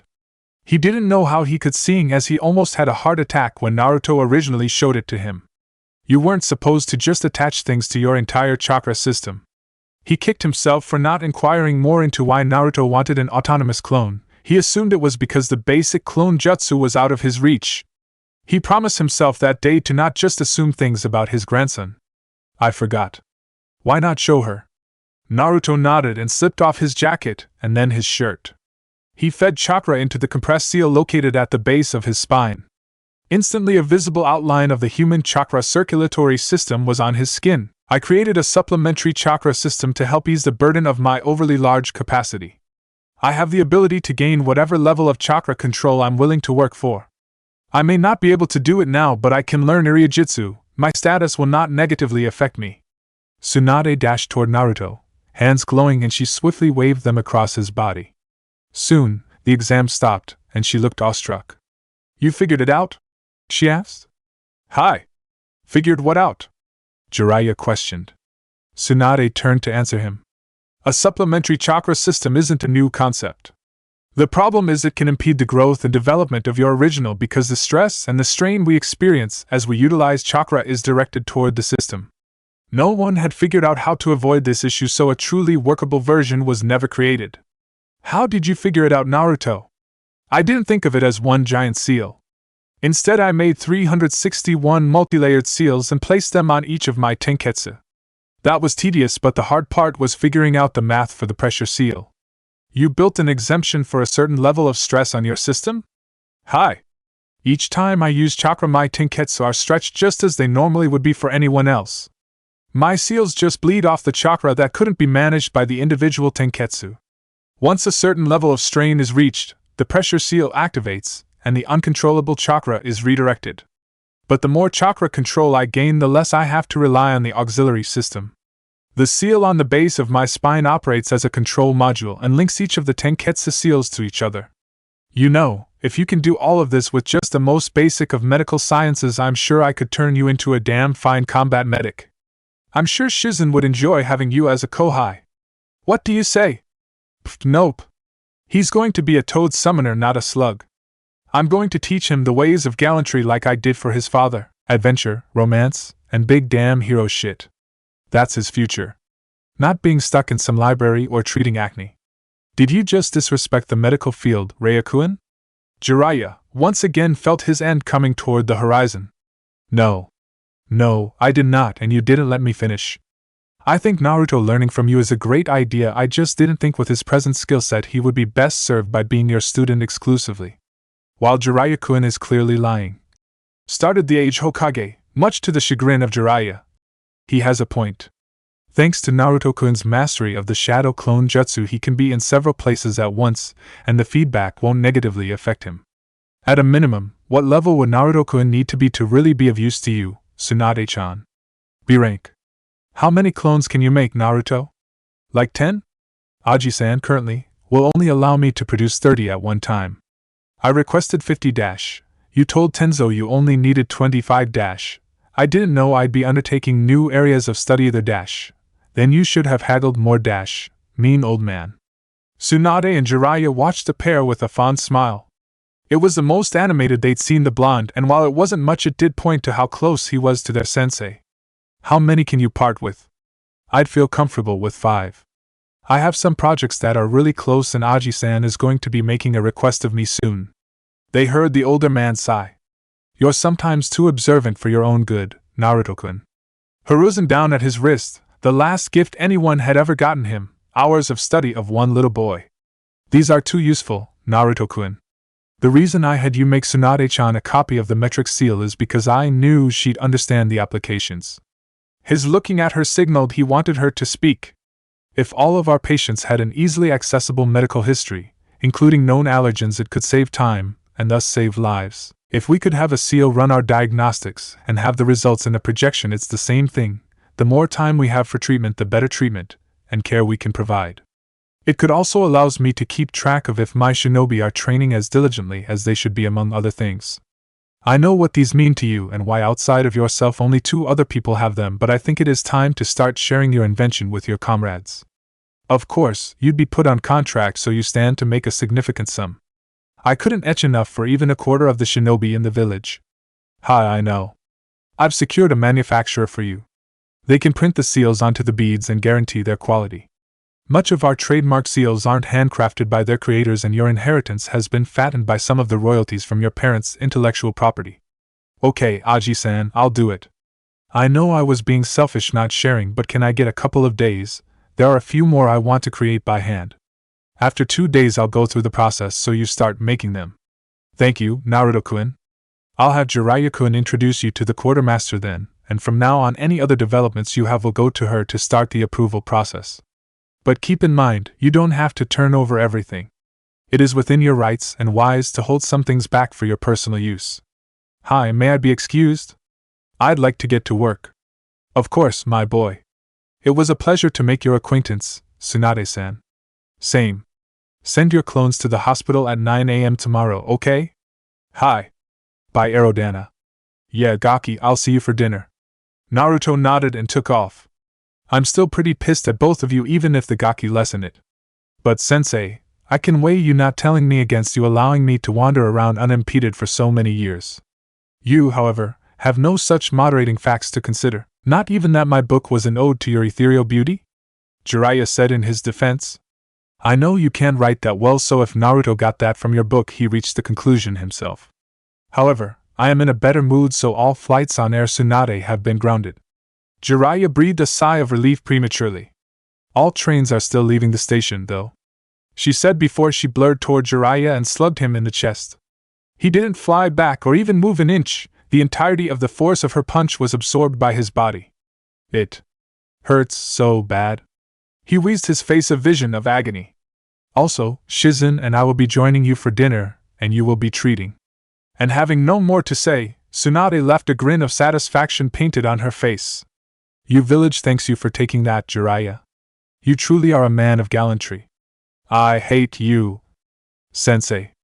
Hiruzen's chuckle was the response to Jiraiya's all-consuming pain. As Naruto walked through the village, he was creating a research plan for his various projects. He was close to a breakthrough on his suite of communication seals, but there was just something missing he couldn't quite put his finger on. He'd been attempting to create these since he completed the volumes on Fuinjutsu but had stalled without more resources. The access to the archives, which he visits every day, along with his parents' works has helped, but something was missing. He could create what he considered a radio seal that could project voice or even thought, but the range was too limited for what he wanted. Textual and visual weren't even that far. It was mildly frustrating because of how close he felt, how just one little insight or spark of inspiration could burst the dam. Then he could also complete his track and trace seal, one able to give the location of targets as well as project their discussions. A perfect tool for infiltrators. He could even create a self-destruct array so there would be no evidence. Another idea was a chakra radar, tied to his projection seal. Using the chakra signature of the bodies around it could give a map of the surrounding areas and prevent someone from walking into an ambush. A sensor seal for non-sensory ninja. He also pretty close on that one as well. Naruto had several similar support seals, but with his training under Tsunade-san, or sensei now, he supposed, as well as him updating the defenses with Aerodana, he was going to be incredibly busy for the foreseeable future. He also had his own training to attend to, adding to his battle Fuinjutsu repertoire, his ninjutsu, spending time with his friends, finding time for his hobbies. He really should have pushed for those 50 clones. Trying to create a workable schedule, Naruto didn't notice a piglet running straight toward him nor taking a flying leap into his arms. He simply caught the small animal out of reflex. Taunton, you can't just jump at someone like that. What is wrong with you? A young woman said, running toward the pig now in Naruto's grasp. Naruto took a good look at the woman and thought she was really pretty in an understated way. Aerodana's book once described a character as a sexy librarian, and he thought it fit her well. Dark hair and eyes, delicate features, and conservatively dressed in a black, full-length kimono. I'm sorry, I don't know what she's doing, she said, taking the piglet back, much to its displeasure as it tried to nuzzle Naruto's chest. It's fine, sorry I don't know your name. Shizen. Kato Shizen. Oh, Tsunade-san's student? Yes, how did you know? I didn't think it'd be common knowledge for one so young. I just met her in Aji-san's office about some Fuinjutsu work I did. Oh, that was you. Tsunade-sama was very impressed with your seals, Uzumaki Naruto, Shizen-san. She requested I work with and study under her for a brief period, said I would be your kohai. Oh, so you're going to be her new apprentice? No, not exactly. It'll just help if I have a sufficient level of medical knowledge. Now, back to this little one. She's a very cute piglet. I guess that's what they mean by pets take after their owners. Naruto didn't notice the slight smile that formed on Shizen's lips at the compliment as he continued speaking. And if she has a sensitive nose, she may have been after this dash. Naruto retrieves a baggie from his interior jacket pocket after unzipping it. It is trail mix featuring various dried fruits, seeds, and roasted acorns. Acorns are favorite, but she should know not to just pounce on someone. It's fine, she can have it if you want. I have plenty at home. Are you sure? Positive. Naruto replied, handing her the container. You're very kind, Naruto-kun. Maybe I'll see you around sometime. I'd like that, Shizen-san, but I must be off. Have a nice day. You as well. 3 adults stared at a small blonde in disbelief. He continued eating, unbothered by their looks. Besides, what he said was completely logical and followed Hinata's advice. He couldn't fathom he'd erred in some way. Naruto, I don't think you realize what you're saying. Tsunade finally spoke. She'd spent the night telling Naruto about their connection, how Kushina was chosen to follow her grandmother Mito due to her special chakra. While not blood-related, they were close, and Tsunade tried to look out for Kushina as best she could, missions and war permitting. When Tsunade finally left the village, Kushina was an established kunoichi and didn't need her anymore. Tsunade went on to say Naruto could call her Abakan if he wanted. She didn't have a wide range of expected responses, but she doubted she could have ever predicted his response. I'm pretty clear on my meaning. If you'd like me to call you Abakan, I can, but I feel my concerns are valid. That I may feel weird when you ask me out? As in date? Hi. That'll never happen, I'm much too old for you. Naruto just shrugged. Age ain't nothing but a number, throwing down ain't nothing be a thing. Tsunade frowned at Jiraiya. Jiraiya, this is your fault. I won't let him become a pervert because he's too trusting to ignore your influence. This isn't remotely my doing. The kid is just a natural. I'll have him a super pervert in no time. I will not allow it, Jiraiya. He's going to be respectful, not some deviant. Is that what makes someone a super pervert? Deviance? Yes, and a general lack of respect for women. Shizen added. Hey, I respect women. Then why do you peek on onsen? Inspiration. For your porn. Tsunade pointed out. Erotic literature. It lacks character development. Naruto said, and Jiraiya looked as if someone smacked him, and the women just laughed. Jiraiya was so used to certain types of criticism of his books that the simplest one that treated it as a literary work, and he fumbles. After that the foursome moved on to other topics, happily ignoring the moment of awkwardness that preceded it. You really asked out Tsunade Senju? Kakashi questioned in mild disbelief. I more so stated my intention to ask her out in the future, Heikate-sensei. How did she respond? She found the idea inappropriate due to the age difference.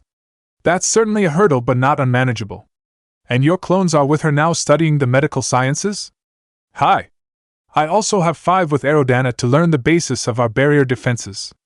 And what are the rest doing? The other 10 I have are working on my personal projects. Leaving 10 free should I require them for something else. Good idea. Sensei, when can I stop running up this tree? Sakura screamed. Kakashi had been guilted into teaching his team basic chakra control by the other Jounin sensei. Luckily for him, Naruto already knew it and provided instruction. As the other 2 attempted, or succeeded in Sakura's case, to climb the trees, Kakashi shot the breeze with Chibi, all the while developing and refining his plan. This will help increase your reserves and your stamina. Keep it up. But I've been running all morning because of Naruto. Kakashi looked at Naruto and he nodded. Keep running anyway, it's good for you. Besides, a lot of running required to be a ninja. His keen sense of hearing picked up the quiet curses and insults Sakura levied against him. He had half a mind to inform her that no, that couldn't possibly fit there. Ugh! Sasuke grunted as he hit the ground. Can't I just spar with one of you? This isn't going to make me stronger. Actually, Sasuke-kun, better chakra control can make you stronger. And faster and give you more stamina. It helps if you stay calm, Sasuke-san. Sasuke grunted and nodded before continuing on. Alright, Naruto, today we're going to be discussing vibes. Kakashi said, starting their daily lessons on gentleman perversion, not that Kakashi called it that. Vibes? Yes, vibes are important. Not only how to read the mood of a room but how to set a specific mood, how to curate an experience. Body language, mood lightening and especially music are all instrumental in ascertaining and creating a vibe. Oh, like tales your body tells. I'm surprised you've read that, it's hard to come by. I haven't, Sai told me about it. The boy the Sandaime wanted you to meet? Naruto nodded. Well, it would be good to learn about body language, so I'll score you a copy and have for you tomorrow. But for tonight's homework, I want you to take this. Kakashi handed Naruto a storage scroll. Sealed are several albums of various types. I want you to listen to them, not necessarily all the way through, and write down how they make you feel and what sorts of things you could to the music. Does it make you want to be active or relaxed? Does it make you want to dance dash? I don't know how to dance, you need to learn it. It'll even help with your taijutsu as dancing is often done with a partner, and it will train you to read and react to their movements intuitively. The thing about dancing, it isn't a thinking activity. You have to flow from movement to movement. Kakashi saw Naruto stroking his chin, a sign he was thinking deeply about the lessons. Who knew teaching could actually be fun? I could ask Hinata-chan, I'm sure she'd help me learn. You could, but don't you have another little friend? Maybe she could help. Ino-chan? Yes. Ask Ino-chan for help. Kakashi watched as Naruto was thinking again. What's on your mind, Naruto? Well, since she may be helping me, I was wondering what I could do for her in exchange. While it is good to be fair-minded, Naruto, when you phrase things as transactions or deals it can feel cold. Tell her it is an appreciation, it is effectively the same dash, but presentation matters because intention matters. Hinata-chan helped me with that. Yes, excellent. Now you run along. I'll keep these two here for a bit longer before sending them home for the day. Hi, bye, Hataki-sensei. Naruto was content to leave a little early. He'd gotten the memories from some of his clones, they'd finished one of the Fuin bracelets, and now would be a perfect time to deliver it. Hinata and he could track the other dude to the tracker seals within one of the beads, and he was reasonably sure Yuhi-sensei would still be with her. Naruto wasted no time getting there, even getting a little shunshin practice along the way. As luck would have it, when he arrived to his destination, Hinata-chan and Yuhi-sensei were alone. That was preferable. While he didn't mind Shino, Kiba had become increasingly antagonistic once he started losing to Naruto repeatedly. Nothing overly mean, but Kiba simply worked from the framework of competition, and while Naruto enjoyed and thrived on pushing himself, he didn't feel the need to prove it in everything all the time. It was trying and disappointing as he found Kiba, otherwise, a solid person.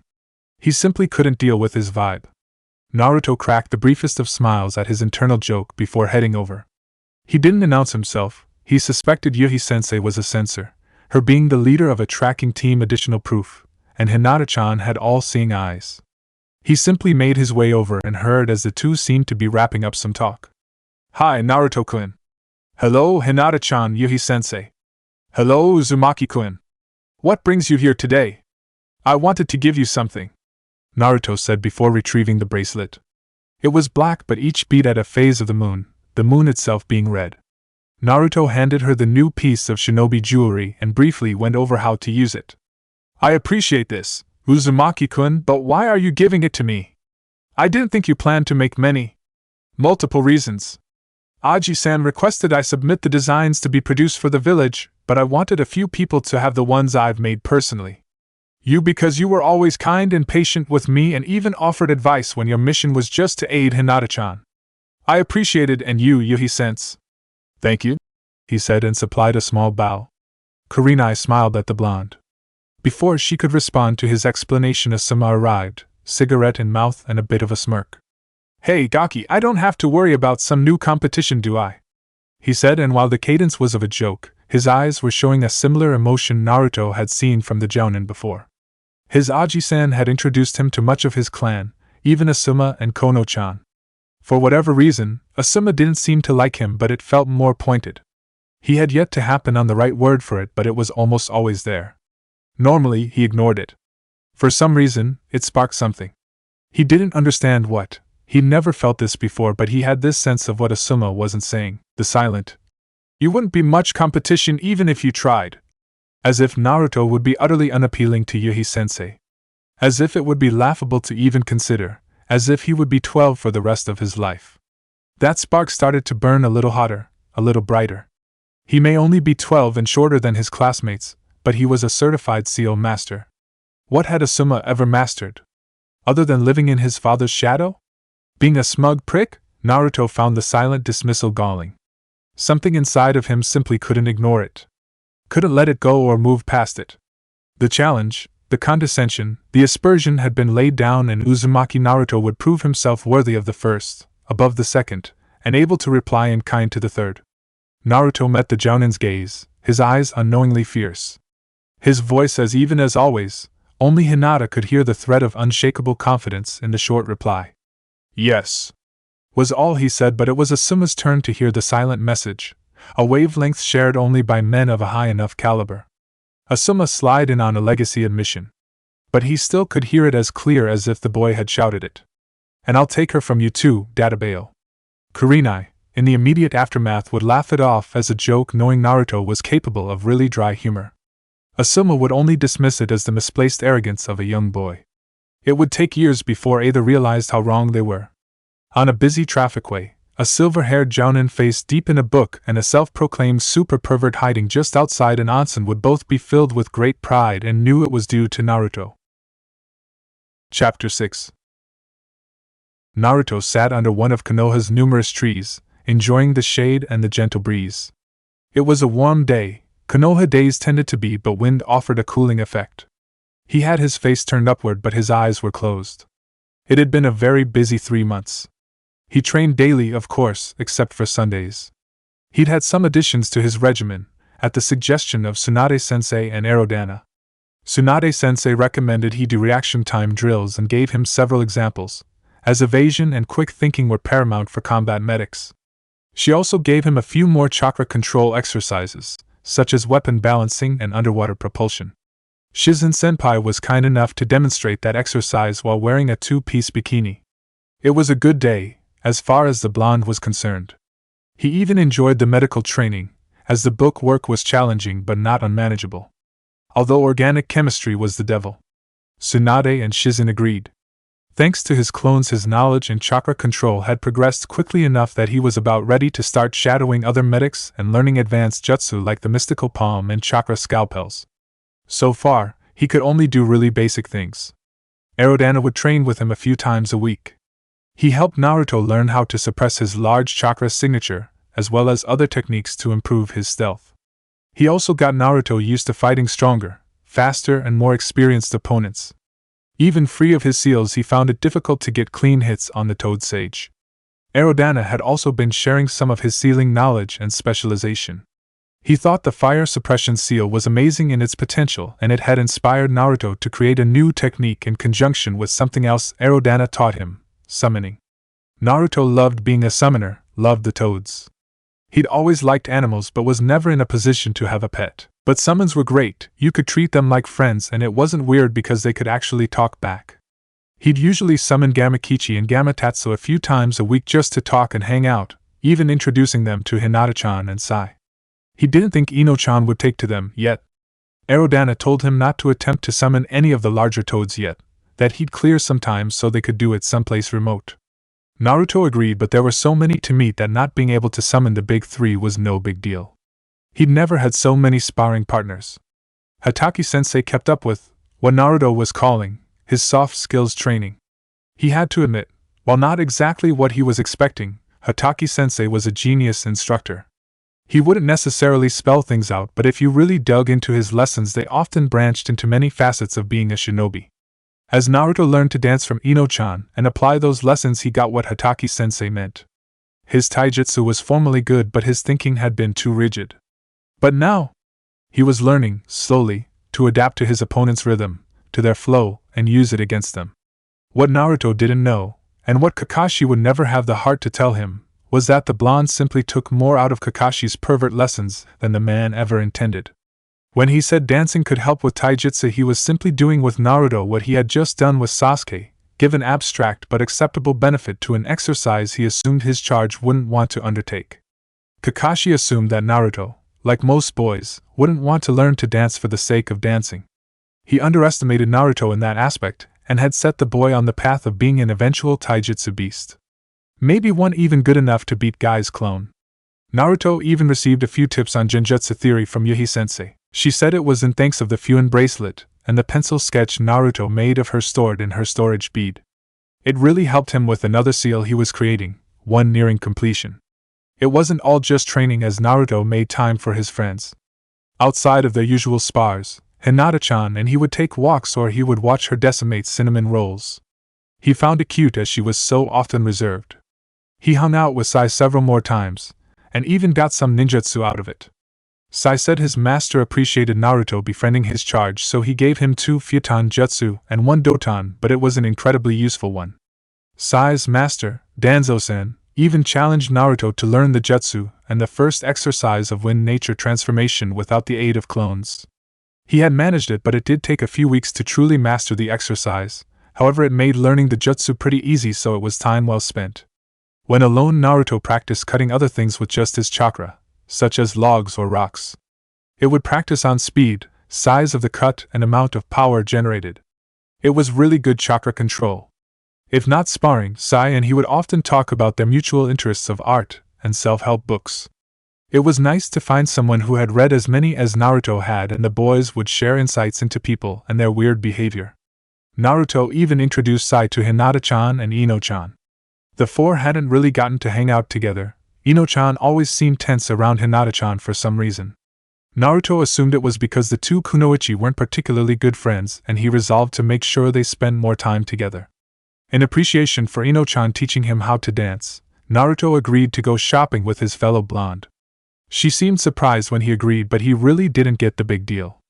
No, shopping wasn't that interesting to him, but Ino-chan could be quite engaging about the topic of fashion. Naruto would listen intently, asking questions every now and again, but generally just let her speak.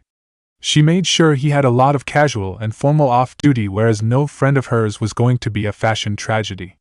It was good he was receiving pay for his Fuin bracelets and his other seal work, as the price of clothing climbed rather rapidly. It was a unique experience for the Uzumaki to see Shinobi gush about his creation, but never knowing it was him that created it. It was only made available for ANBU and select jounin. Knowing the value of the seals, his Aji-san wouldn't clear anyone to possess if they hadn't been cleared by TNI. Naruto thought it wise, but had included ways to remotely disable or destroy the seals if they ever got into enemy hands. And given that each bracelet was biometrically coded to the individual owner, they were fairly secure. Naruto was creating a system for the hospital to allow for instant access to medical histories, but hadn't been too pressed to complete it. Tsunade-sensei was having her staff undergo the same process, as the hospital was an ideal location for information gathering. By the time everyone was cleared, he was confident he'd have the arrays ready to be installed, and the individual beads to be given to the medical staff. Naruto's life was full. He hadn't realized how lonely he once felt until all the additional people in his life took it away. Just thinking about it brought a small smile to his face. As he sat under the tall tree and enjoyed the shade and the breeze, his companion was starting to stir. Naruto was actually on a mission to retrieve Tora, the supposed demon cat. Naruto didn't think the feline was so bad, she just didn't like her freedom being taken away. He assumed she'd likely return home when she was ready if her owner would just be patient. He found the kitty an hour ago. Sasuke was the lead for the mission and stated they should split up to cover more ground. It didn't take long for Naruto to find her, but he had no intention of getting scratched to hell, so he made a deal with her. If she stayed with him, he wouldn't take her back until his teammates found them. She seemed to understand and didn't run off. They had shared his lunch, and he'd even put a temperature control seal on her collar, one similar to what he installed in the kitchen at Ichiraku ramen stand. Then, they just drifted off for a midday nap. But now Tora was awake, and Naruto assumed it was because she sensed something or someone approaching. The cat had good senses, as it was Hataki-sensei who appeared first, orange book in hand. Sasuke and Sakura arrived soon after, both looking irate. Sasuke was the one to give voice to their displeasure. "If you found that stupid cat, why didn't you alert us?" "Because I made a deal with her and that would have violated it." "Well, the spirit of it." "You can't make a deal with a cat, Naruto Baka," Sakura said. She just didn't understand her teammate, or how he thought. "I can, and I did. Besides, if we had done what every other team did, Tora would have fought us. This way she comes along peacefully, and if we ever get this mission again, she knows we're fair." Sasuke, too, was often frustrated or annoyed with his teammate. Unlike most people that annoyed Sasuke, It wasn't because Naruto crowded him, or was useless. He was skilled, Sasuke could admit that. He would also answer any questions the lone Uchiha had, but his bluntness reminded Sasuke of Itachi's dismissiveness, and it would scratch at an old wound. It was also the case that Naruto thought nothing like Sasuke but was often either outright correct or had a strong enough point the Uchiha, who was used to the binary of either right or wrong, couldn't counter it. Naruto was maddening. But what really chapped Sasuke's ass, he wasn't the favorite. It was petty, he realized that. He shunned attention daily and had done so for years, but a part of him assumed he'd be Kakashi's favorite, that even while being difficult he'd be the one that Kakashi would give extra lessons to. And yes, Kakashi had taught him an additional canon jutsu when he hadn't taught either Sakura or Naruto one, but he could tell Kakashi wasn't as engaged as he was when teaching Naruto's social skills. Add to that the glut of insipid D-ranks and Sasuke was nearing something of a breaking point. "Let's just end this stupid mission," Sasuke finally said. Naruto didn't respond, instead simply picking Tora up as he stood up and started walking toward the Hokage tower. Tora would occasionally rub her head against his whisker marks as he scratched gently underneath her chin. Some part of Sakura found it cute, another couldn't get over the 2F# king hours she spent looking for the little beast. Team 7 made good time to the tower and were allowed immediate entrance to the Hokage. The venerable leader was finishing some paperwork, so only caught the tail end of Naruto speaking. "And if you ever run into a piglet wearing pearls, that's Taunton. She's really cool, you two should hang out." "Meow, Naruto, pay attention!" Iruka-sensei bellowed from the left side of the room. Naruto just kept petting Tora. "Team 7 reporting in and returning 1 Tora, Hokage-sama." "Good, Kakashi-kun." "Iruka-kun, could you retrieve Madame Shirjimi?" "Hi, Hokage-sama." Iruka exited the room for a moment, and returned promptly with the daimyo's wife. The woman made quite the entrance, exclaiming loudly, "Tora-chan!" as she strutted in the room. As she approached Naruto, ready to give Tora her customary death hug, she stopped at the sight of eyes as blue and hair as yellow of only one other person she knew of. She may give off the feeling of being vacuous, there was a reason she was a wife and not some side bitch. She turned to the Hokage, much of the joy gone from her face as she gently took Tora from Naruto. "Hiruzen, we will be speaking about this." The aged Hokage saw how she looked at Naruto and knew what the discussion would entail. Most everyone else, excluding Kakashi and Naruto, were confused by the woman's sudden change in mood as they had brought her stupid cat back. Madame Shirjimi exited the office and he decided to move on lest unwanted questions started getting asked. "Well, congratulations Team 7 on a successful mission. Now, what else will we be undertaking today?" "I believe my team is ready for a C rank, Hokage-sama." Kakashi spoke. He got the sense Iruka was going to protest, so he pinned the Chunin with a quick glare. Concern was one thing, coddling was another. "Are you sure, Kakashi-kun?" "Hi. It's time for me to make my final decision on whether or not this will be my team. A standard C rank should be an adequate measure to see if they have what it takes." "I agree, Iruka. Please retrieve Tazuna-san." As fast as last time, Iruka left and returned with their client. "Is this my protection? A cyclops and 3 brats? Look at yellow-haired one, he doesn't even seem all there in the head, and is the size of an imp." Tazuna couldn't understand how wrong and ironic his words were.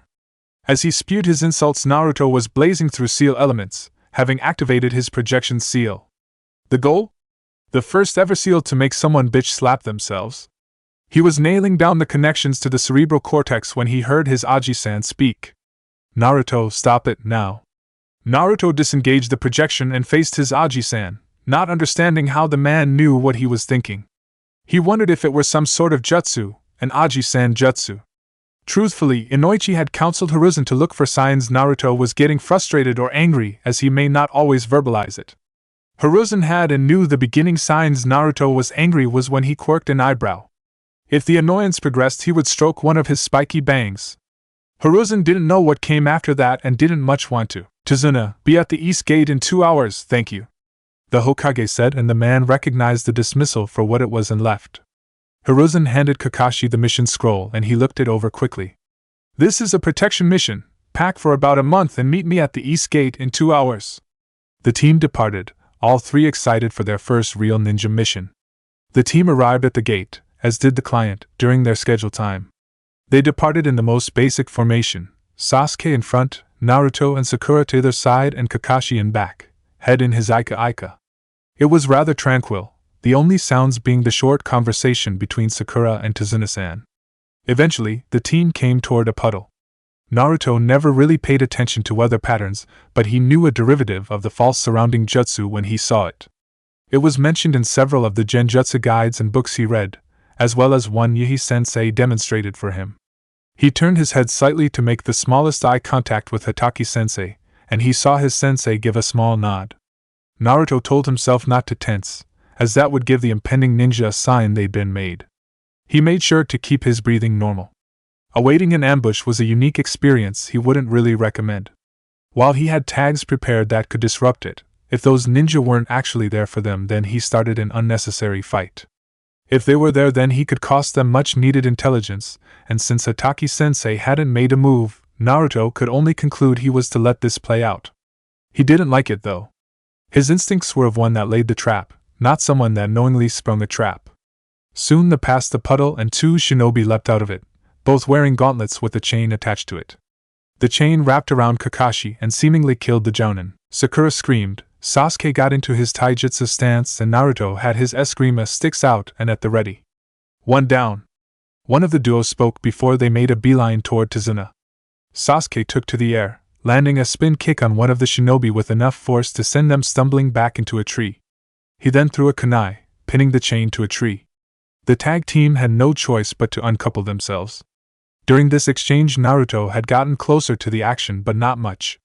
His heart was racing and he could feel the effects of endorphins flooding his body due to his first taste of real combat. But he forced himself to remain focused. Now that the two could move freely, it complicated and simplified matters. They must have been better when attacking in tandem, so Sasuke did, presumably, decrease their overall effectiveness. He also introduced a host of new variables. Naruto watched the two men. If they chose to both attack Sasuke, he was close enough, he believed, to intercede. If one came after Tazuna, then he was prepared to set a trap and then help Sasuke. It all depended on these next moments. He felt his grip tighten on his sticks. Whatever path he chose, he'd have to commit to.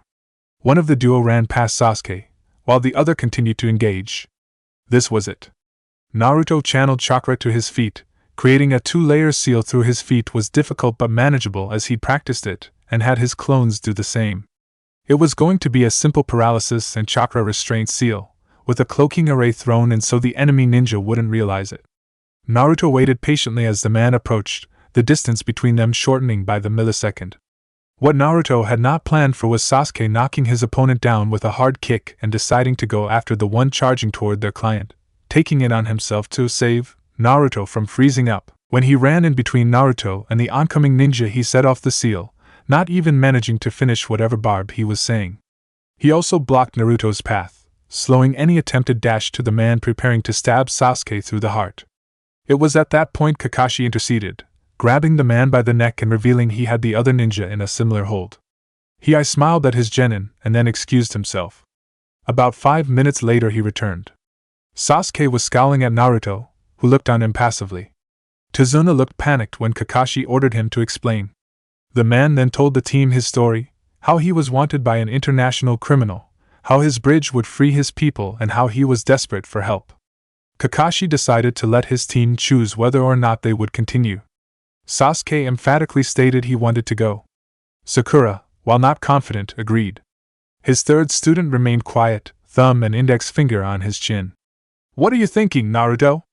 This isn't really a bodyguard mission anymore. Kakashi began in interest. Explain. We're going to a hostile territory with our opposition on the lookout for us. This is more an infiltration, Hatake-sensei. That's a very interesting point. And how would that change things? I don't know, I need information from the package, Naruto said, and then created a clone to go speak to Tazuna. One problem, Hatake-sensei, is that any shinobi will know we are a genin squad. We have to change that. Kakashi nodded, and in the background could hear Chibi's clone questioning Tazuna about the travel plans into Wave, the boatman's name, and how the man generally interacts with him. Kakashi had an inkling what Naruto was planning but wanted to hear him out. You would suggest we each get out of our shinobi clothes and take off our headbands? Hi! Anything with a clan crest, anything ninja related would tip off whoever is waiting for us. Do we know? No, both of the demon brothers had a suicide pill on their mouths. We know whoever it is scares them enough to prefer suicide to betrayal. Now read this statement, Tazuna-san. The clone requested, and now Kakashi definitely knew what Naruto was planning. You three start getting changed into something believably civilian, Kakashi ordered. He didn't want to miss the climax. I don't have any civilian clothes, Kakashi. Do you have a rain cloak? Hi. Then put that on, Sasuke.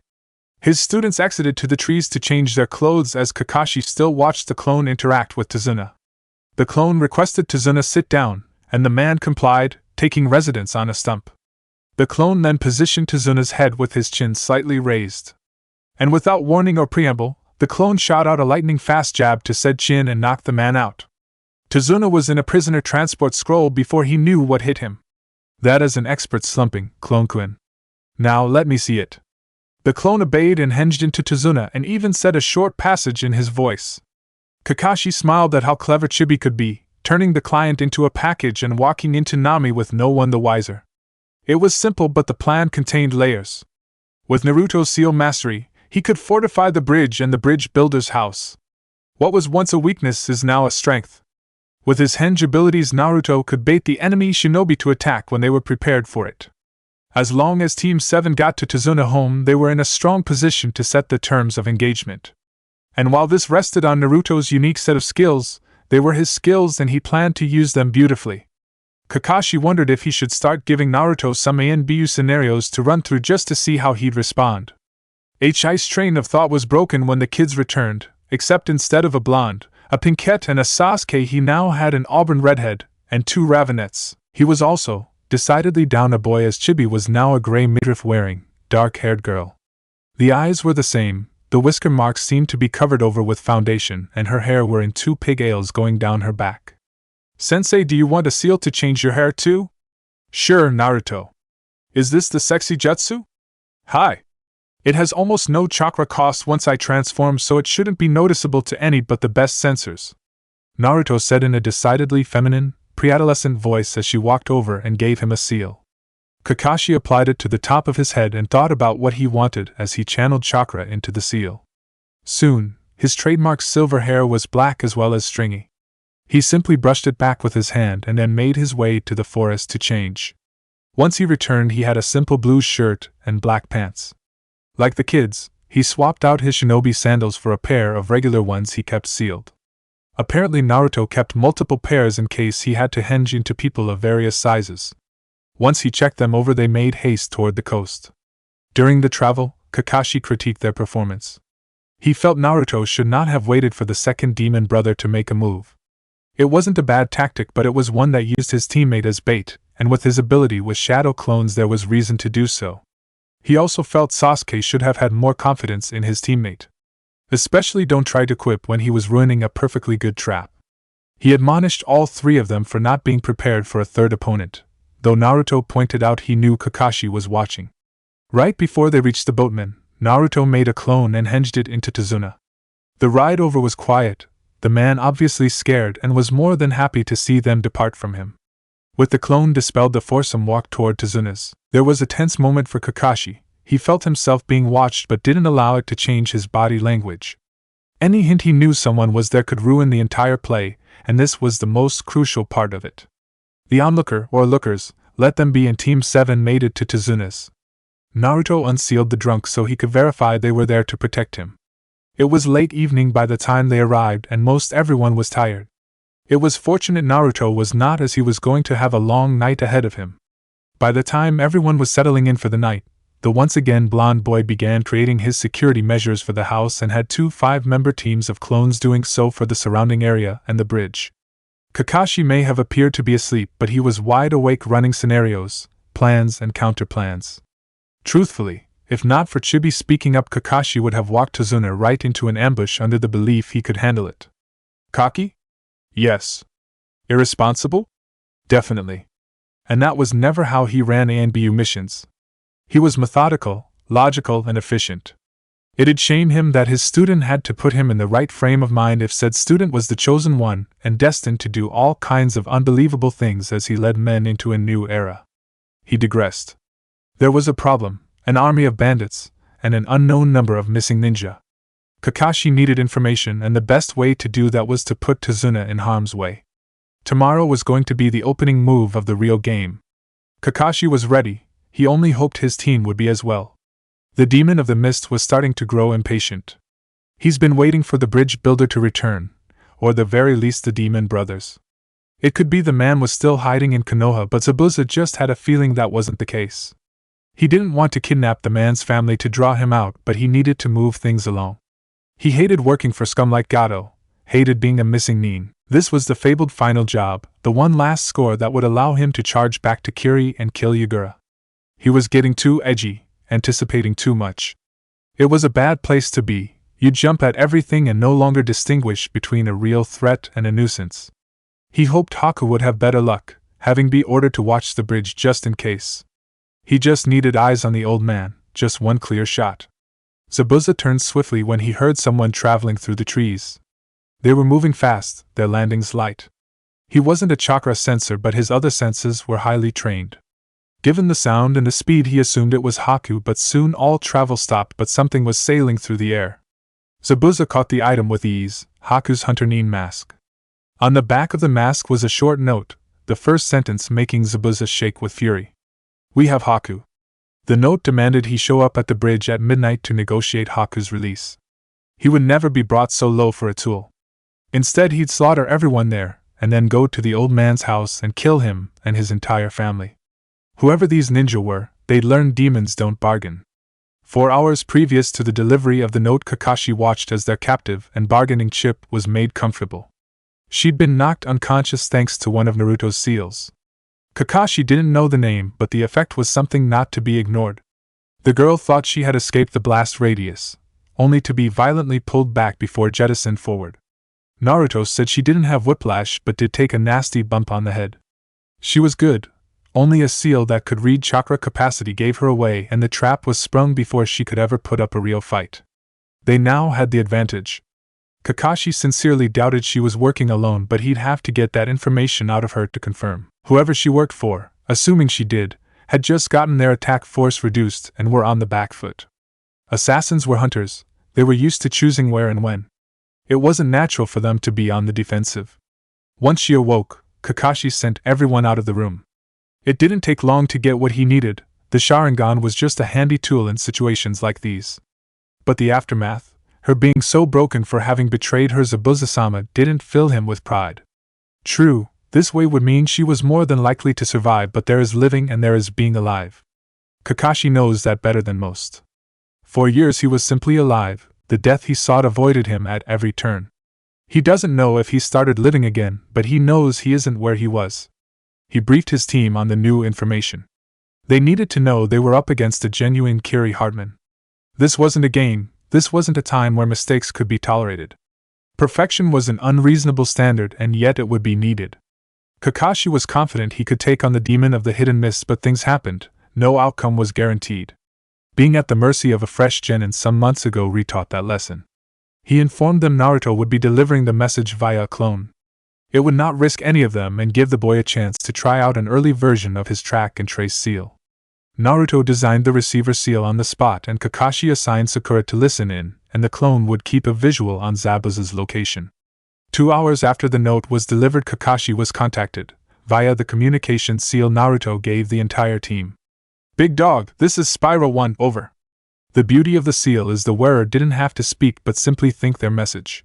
The range was limited, which is why Naruto felt it wasn't complete, but it was an upgrade to the standard radios. "I copy Spyro 1, over. I've got a visual on Zabuza Gato and 2 hatchetmen, over. I've got Cherry Bomb listening in, over. Requesting permission to neutralize all parties, over." And there it was. His chibi was asking for the green light. Even if said chibi was a clone, Naruto would have to live through the act. The request made sense. Zabuza was in an enclosed space with Gato. He knew Naruto had a barrier that could end them. Could he make his sensei's son first kill be in cold blood? An assassination? Naruto wasn't a cold person. His weapons of choice could disarm, could cause a lot of damage, but were not designed for killing. Neither was his taijutsu. The kid came up with an idea to avoid fighting. He wasn't a killer. But Zabuza was. A merciless one at that. Had Kakashi's earlier admonishment of Naruto putting his teammates at risk caused an overcorrection? Or was this just an acknowledgement of opportunity? He had no time to figure it out, and ultimately it couldn't matter. Should Kakashi give the order? He may protect Tazuna until Gato's men rebel and they have a disorganized riot of bandits to deal with. His negotiation with Zabuza might bear fruit. And ultimately, killing Gato when he hasn't attacked them is beyond their mandate. He had his answer. Negative, Spiral 1 over. Understood, big dog. New orders? Over. Follow Gato, attempt to get a seal on him, too. I have a feeling he might have his own plans. Don't overdo it, and don't be seen. Over. Understood, big dog. Over and out. Kakashi released a sigh. This kid's made things too intense for his money. He quickly looked at the time. It was just 3 p.m. There was a lot of time left before he was to meet Zabuza. Kakashi had a feeling his midnight meeting would decide the success or failure of this mission, and that didn't sit well with him, at all.